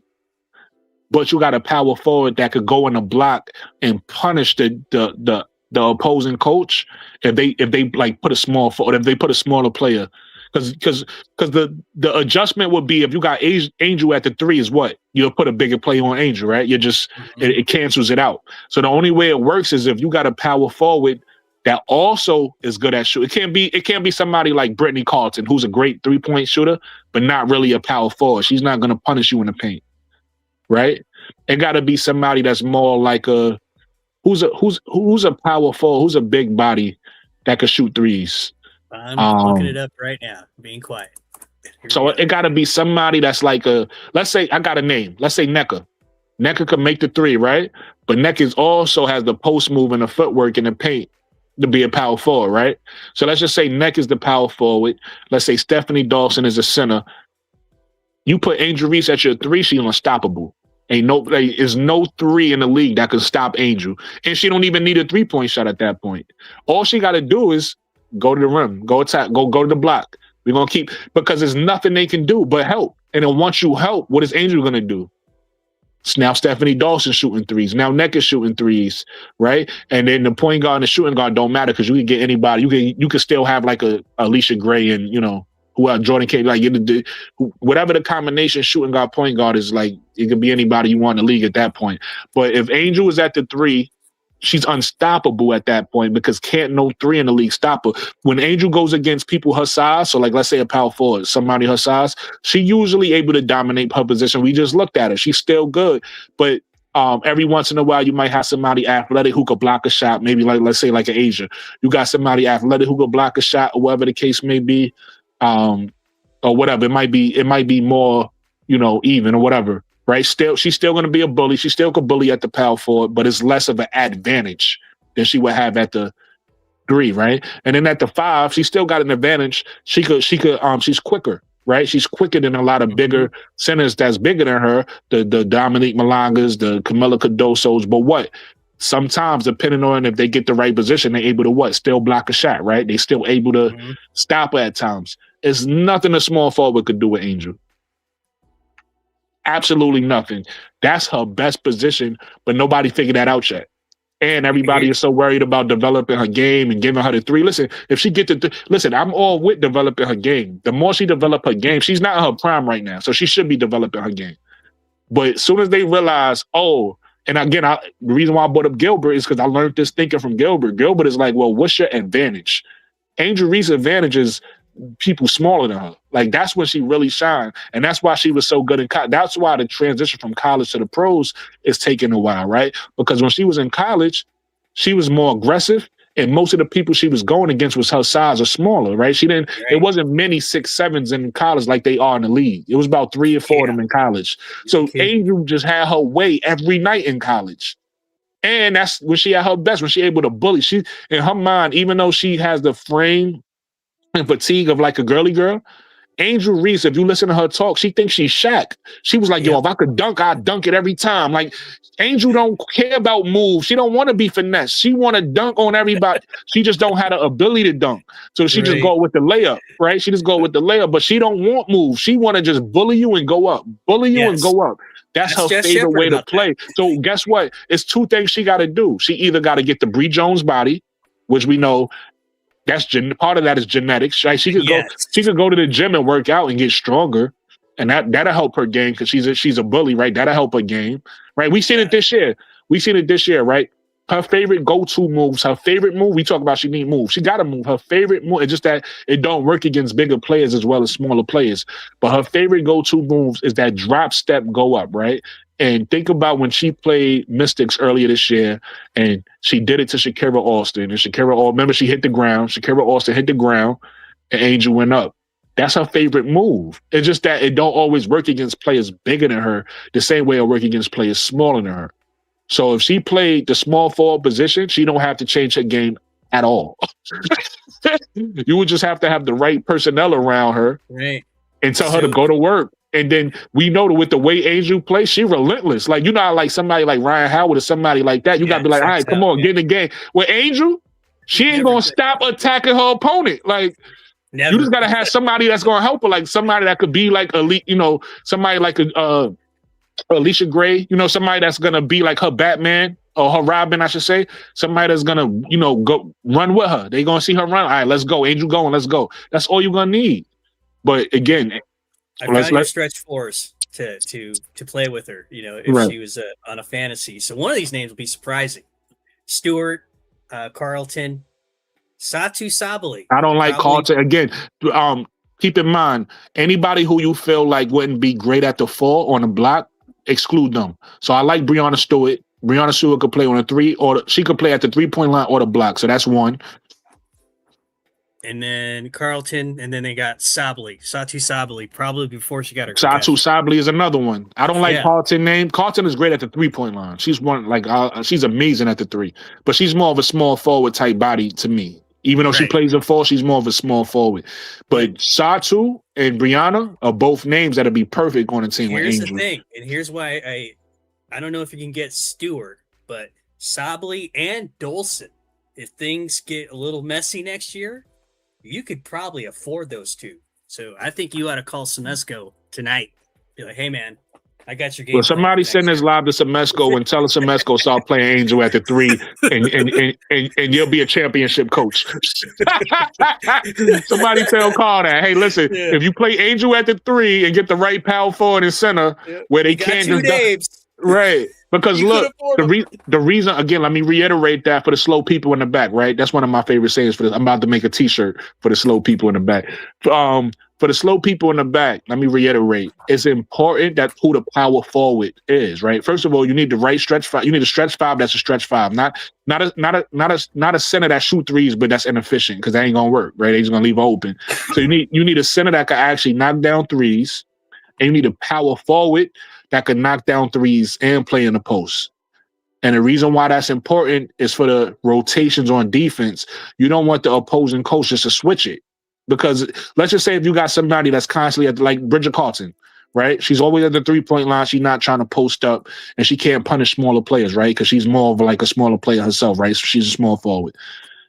Then all they're going to do is switch it. They're going to tell whoever they power forward is to go guard Angel, and they're going to tell the small forward to go guard the power forward. You get what I'm saying? Because the power forward is never punishing them for the switch. So now, if they do switch it, all Angel got to do is tell a power forward to go to the block, and Angel just keep dropping it down. Now, what they might do if Angel don't have the 3-point shot, they might just leave Angel open. So now that's when Angel either got to have the shot or she got to, when they kick it back, Angel got to be able to make a play off the dribble and try to get a foul or something like that, right?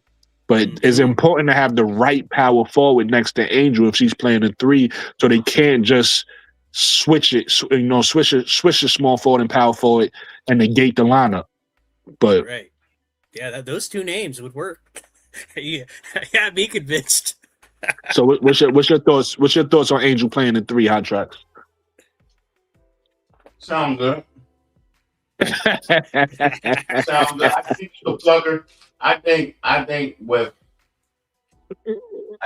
her work ethic and the way she is, you can plug her anywhere and she won't, Yeah, but I'm talking about where she's gonna have the biggest advantage on the floor. Though we know she could play the 5, she could play the 4, and she hasn't played the 3 yet. But I'm saying if she was to play the 3, I'm talking about what you know about Angel's game, what you've been watching her. Which position out of the 3, 4, or the 5, right, do you feel like she will have the biggest advantage? For me, I think it's the 3 for the reasons I just mentioned. But what's your opinion? The size thing is a big deal, like size and all that. She can play that position because she's actually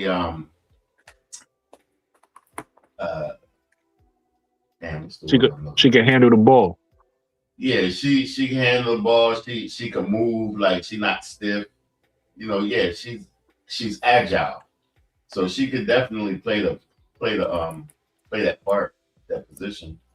I think it will be advantageous because of her size and how she'll just be able to just shoot. That's where the mid range will be a good thing too, because of her just turning around, shooting over somebody in the mid range. Maybe having that go-to shot or hook shot or floater, whatever it is, but also just being able to bully and take them under the rim. Ain't nothing they can do about it. But do you notice today? I'm my bad. Do you notice today that she did implement her pump face today? Yeah. She had pump face.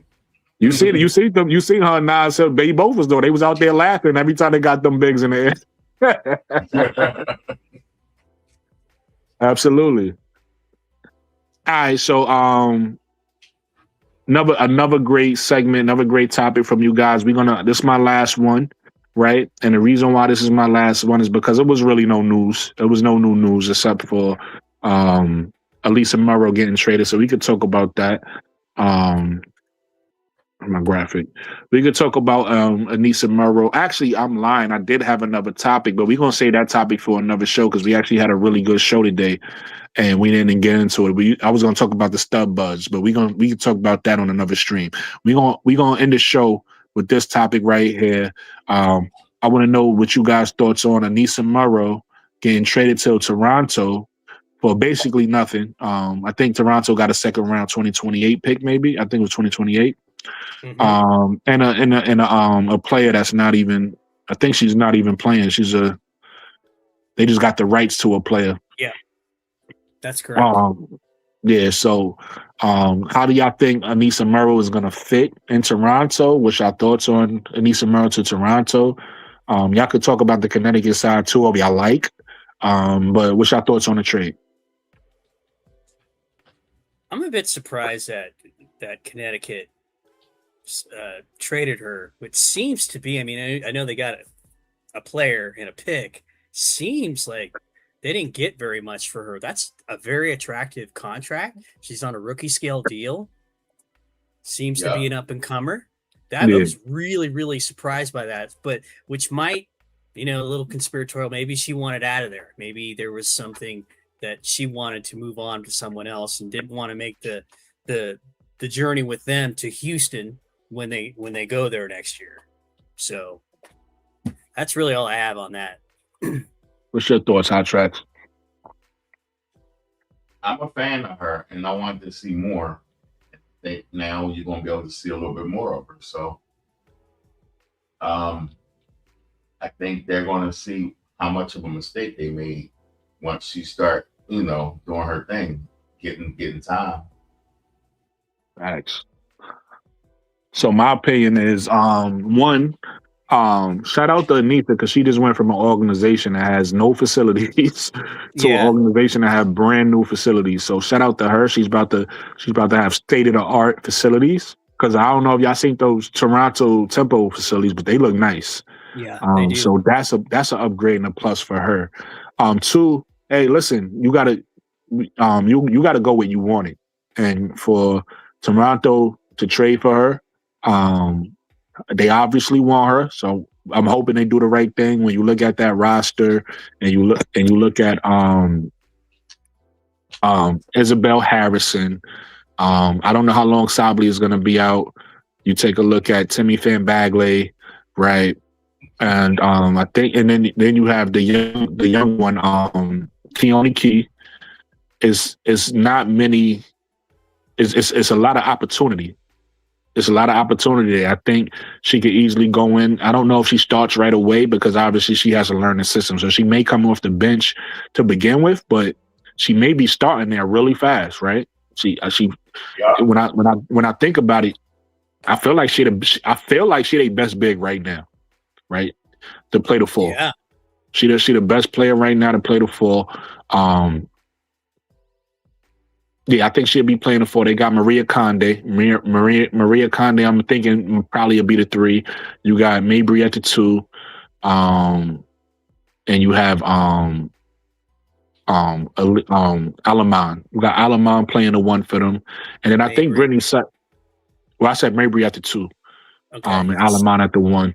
But I think you have Brittany Sykes coming back soon as well. And I think also Kiki coming back soon. So they got some help. They got some players getting back healthy.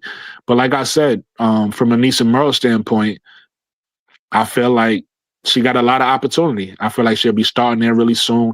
We've seen after the All-Star break, we know she's from Chicago. The All-Star break was in Chicago, right?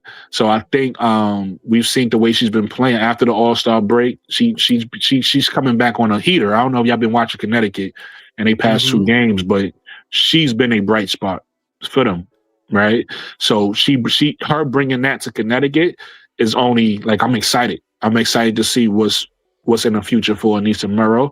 I think, and I don't know if they're done, but I think, like I said on the last live we was on MDT, I think Toronto may be dropping the ball and not trying to get Lauren Betts to Toronto. They were, I was going to say that they were looking for a big, and they were shopping around their first round pick next year. Nobody bit so far. Well, no, they got what they wanted. They was looking for a power forward specifically. So they got what they needed. I mean, Anissa Murrow's a smaller power forward, but she's a power forward nonetheless. So they probably was looking for the best power forward they can get, and there's probably not much, not many people talking to them. And so they probably went for Anissa Murrow, knowing that she's available. But again, we don't know if they're done, but I think they should add Lauren Betts to that. I think they should get Anissa and Lauren. I think both of those players. Because remember what I said yesterday. I really got a feeling, and listen. This is just my brain. I could be wrong. And I don't mind being wrong. I'm okay being wrong. But I really, if I'm that GM, I would love to see what putting Kiki Rice and Lauren Betts together on Toronto and letting them grow together, what that could turn into, how that could help my team develop with that chemistry, right? I think that's an opportunity. And I hear you there, but they got Morrow for a second in somebody's rights. So it could have been trying to get a couple players, perhaps. Right. Maybe fishing around to see if you could get somebody that fits a little better than Morrow. But man, the value that you got for what you gave up. This is great. Yeah. That's the other part. Thank you for reminding me, because you're right. Connecticut got fleeced. I don't know what the hell Connecticut is doing, because to your point, MDT, Murrow is she was the 8th or 9th pick. I forget which pick she was, but somewhere in there, right? So you gave up an 8th or 9th pick type player for nothing, basically. You ain't get a pick back, a first round pick, I should say. You ain't get a first round pick back. Like you ain't get equal value. I feel it's almost like you just let her walk. You just gave her away, and that's weird for a team where I think you got the least amount of talent in the league of the young teams, right? We look at Seattle, we look at Toronto, we look at Washington. Connecticut got the least amount of talent of those teams, in my opinion. So for you to let talent walk out your door and not get nothing back is crazy. But that goes to how we feel about Connecticut. Maybe Connecticut need to replace Chicago as the worst run organization, or maybe they fighting for 1 and 2. I have no idea. Get MDT. I think I might have a nefarious reason for this. Again, this is speculative and conspiratorial a bit. So they're changing ownership, right? And the people who own the team now had to take a haircut on the original price for what they sold it to this other group that the WNBA made him sell it to, some guy who owns the Rockets, same deal. Right. So what if they're just like, you know what? We don't want to help these people. They screwed us. Yeah, go ahead. It could be that, but I'm gonna tell you why I don't think so. And again, I don't know. I know you being funny. I don't know if that's the case, only because usually when things like this happen, even though they still in Connecticut, the people that's making the decision supposed to be the new owners. So I think, again, until the article comes out and until we know who made this decision, I think the new owners did this dumb shit. I'm gonna find out. So I'm gonna mute myself. And typically, again, I could be wrong, but typically in these situations where a team is being sold, the new people usually come in and make decisions until the team is officially moved. I don't think that this was connected, but I could be wrong. Again, I don't know. That's me saying it with no information.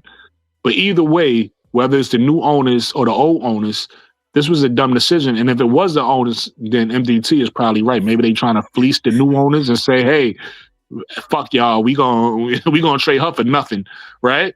Or the new owner just made a dumbass decision. It was one of the others. Here's what Google says. AI is still run by the current owners, i.e. old owners. The new ones don't take over until the end of the season. So. Okay, so they just made a dumb decision. Again, that's just crazy, but yeah, they could be trying to stick it. Find out that's what it was. Right, they could just be trying to stick it to, you know what I mean? We don't care what happens with this team no more. They probably cool. They probably cool. Listen, you never know who got relations. They probably like Anissa, and Anissa say, yo, get me out of here. And they probably was like, don't worry, we got you. We got you. Maybe she's got a relationship with Sandy Brondell. Hey, I want to play for you. Can you help me? You know, right. Maybe Brittany put a good news. Hey, let me make a couple phone calls around the league. See what I can do. Right. Well, if that's the case, get your 9 Rivers out of there too. Hey, Sunday, we're like 36 hours away. So yeah, why not? Right? By the way, thanks for reminding me. And this is not a large chat. So hopefully I get a good playback game. So I don't wait until the end of the show to say this, right? I think what I'm gonna do is I think I'm gonna go live earlier on Sunday just so we could discuss what's going on. So I'll probably go live at the end of the Fever game on Sunday, somewhere around there. because as you can see, the deadline is 3 p.m.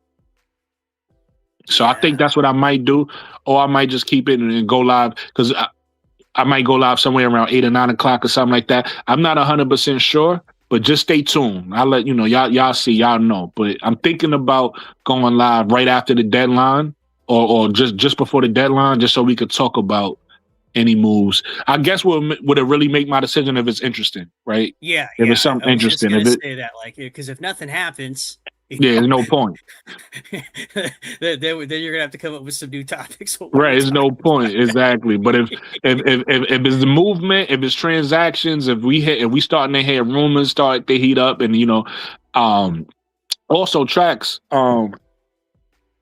tracks don't be listening to me. I sent you the link. The link didn't work for you when you clicked it, tracks.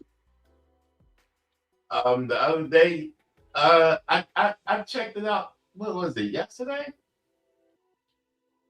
Yeah. It went to the I don't think it worked because it just went to a regular, like one of your old shows. Got you. I'm gonna send you the link right now. Hold on. Give me 1 second. Send you the link right now.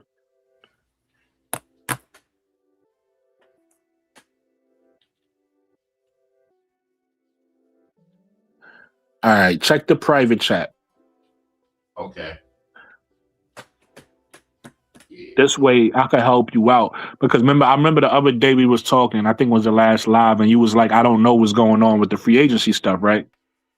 Yeah. So I could help you like be able to like pull something up and research it. Like, do you have Twitter? You got X? No. Okay, well, that's what you're gonna need. Twitter X. I don't know what else Okay. anything else they be on MDT?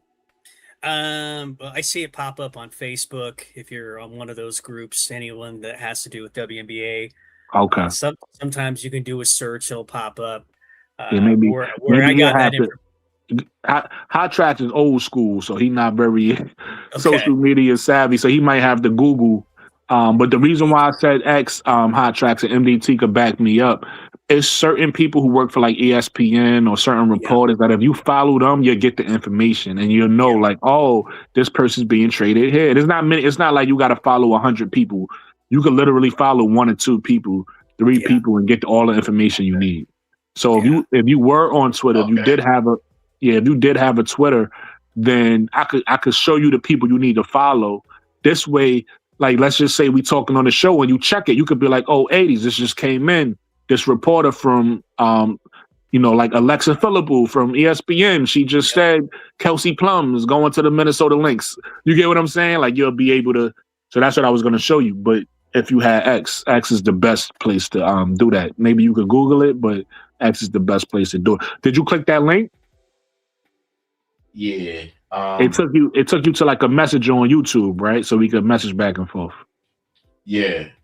Yeah, that's what I wanted you to have. This way, now, send me a message. Write a message in there, all right. Yeah, click the link and just write a message. Say this is me, Hot Tracks, whatever.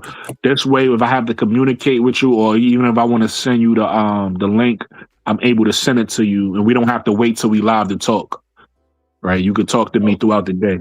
Yep, and we've done that already, so that's been pretty good. So yeah. Worked out really well. And then also once I move on and I start working on this pre-recorded show, I'll be able to, we'll be able to communicate, and I'll tell you guys like what time we need to get together and talk about these topics. So it's a messenger that's make it easy for us to message each other through YouTube now. All right. I'm grabbing my phone because I was on my computer.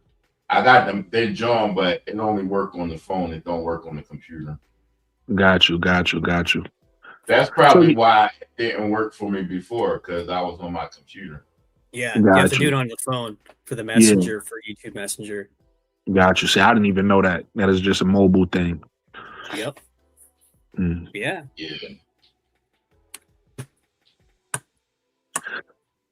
But yeah, that's all of the topics I got. If y'all want to talk about anything that's on your mind, something random, we could talk about that. Or we could just wrap up the show. It's really up to you guys. from here. Yeah, I think we. Where were we at? Yeah, we've been good. I know. I've Oh, been no, with you. actually, I did have another question. I forgot after the Murrow thing. So, and this came up as I was watching the game tonight. The Seattle Storm have 3 bigs still, right? So we haven't been hearing nothing about Ezzy Magmagor, but what's y'all guys' thoughts on maybe somebody trading for Ezzy? Listen, we just said Toronto need a big. Well, that's $1 million. So I don't know if Yeah, they can. Well, maybe they she could was in the absorb the game tonight, contract.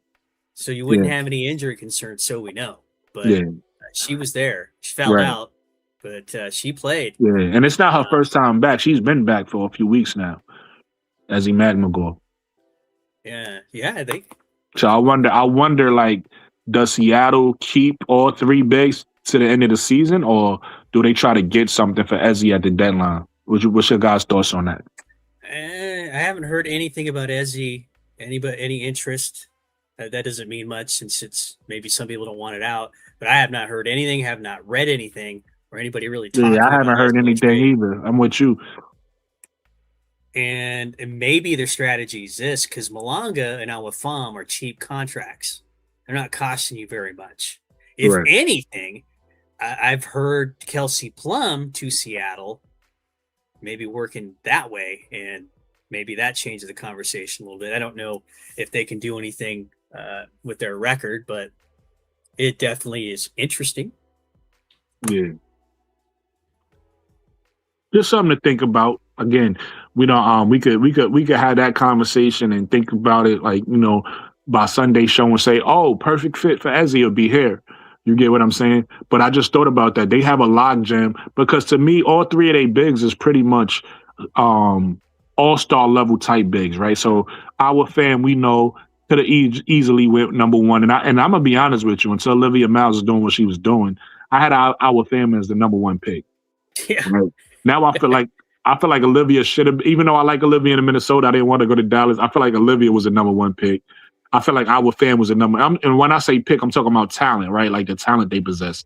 I Yeah. think our fan was the second best talent in this draft. She went 3rd, but she should have went. Olivia should have went 1. She should have went 2. And if AZ went 3, cool. But our fam is like that to me, right? She her development in the next 3, 4, 5 years, I think she's gonna be one of a really good big in this league, right?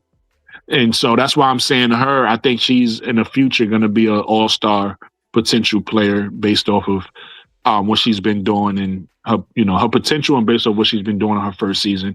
Obviously, we've seen Dominique take a step forward this year, right? And this is really good for Dominique because remember, Dominique started off the season not playing, right? She was in a concussion protocol. So for the fact that you get able to do that and still play yourself into the All-Star game shows the production in what you do. So she's a legitimate All-Star center, right?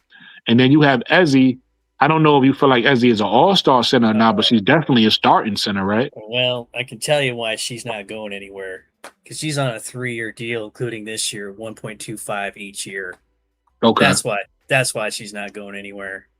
But nobody want that contract. Not for that long. But I'm looking at what they have available in terms of cap room. I wouldn't be surprised. But what if you were a team? What if you were a team? Not to cut you off, but what if you were a team like Portland? And I don't think Portland have interest in her. That's a team that popped in my head, right? A team that's small but that needs to get bigger. Like a team that needs a 5. Like you a really good team, but if you had a 5, would be more competitive. You know what I mean? You don't think a team like that would be interested in Ezzy? If they were close and they could make it work, perhaps. But man, they already got. I mean, they've got Bridget on a similar contract. Yeah. Now you're asking for trouble into the next year. Right. And I threw Portland as an example. It could be any team. I just threw them as I shouldn't even use a team. A team that's small, that's maybe solid, maybe on the brink of being good, but they don't have a legitimate 5. And they you know what?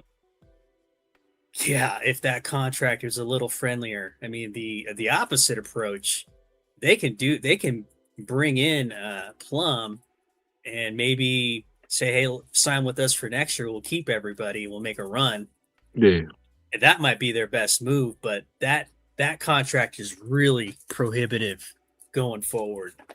Got I you. didn't know. Got you. I didn't know it was like that, where it was a 3-year, 1.25 Yeah, I knew. I million. didn't know what her contract was, but I know she was one of the highest paid people on that Oh my team. She one of the goodness! I mean, top players. if we're talking like a 1-year or even a 2-year, you can kind of talk yourself into that. Even like in your scenario, hey, I need a big, and I can carry that salary next year. It won't penalize me or my team too much. I can still draft people and pay my draft people, and I don't have to send away my pick like Golden State did when they let Floje leave the door, basically for nothing. So you don't get into that, but because the length of this, you really got to be sold on Ezzy and her production and her health. So Got you. Got you. Okay, that's a good point.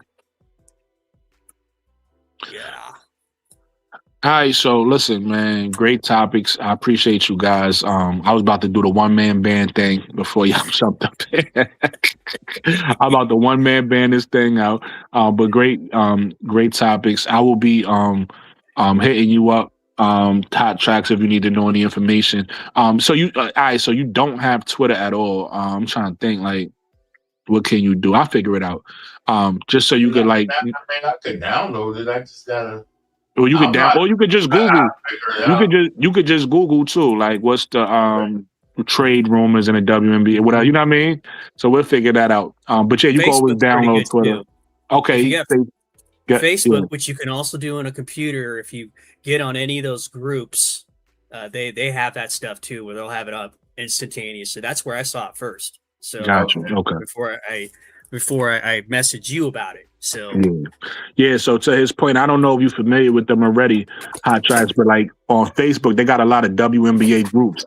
So you will have to just search for which one you like. They got Atlanta Dream groups, WNBA groups, and then like they'll post the information in there as well. So you'll know like, oh, this person is being traded or whatever, or this person is whatever. You'll know the information and stuff like that. I'm just saying that so that help you. Like, so you won't feel like if we having a discussion, you won't feel lost. You could be like, oh, let me go research it. And then now you got some information. But anyway, like I said, shout out to Hot Tracks today. Shout out to MDT today. A really great show. Covered a bunch of different topics. Feel like we got a better understanding on where Angel Reese stands in his league based off of her production, right? Not based off of what narratives are or personal feelings, right? Based off her production. I think we got a better understanding with this chat today. Shout out to everybody who rock with me, watch me in the chat. Shout out to everybody who's going to watch me on the playback. Everybody, please do me a favor, run the likes up, hit the like button for me, hype up the channel, all of the things. Holla at me in the comments. You already know. You holla at me, I holla back. And I'm going to see you guys on the next one. all right, we'll catch you again. All right. Yes, sir. Yes, Hey, sir. Hot Yes, Tracks. sir. Good talking to you. All right now, man.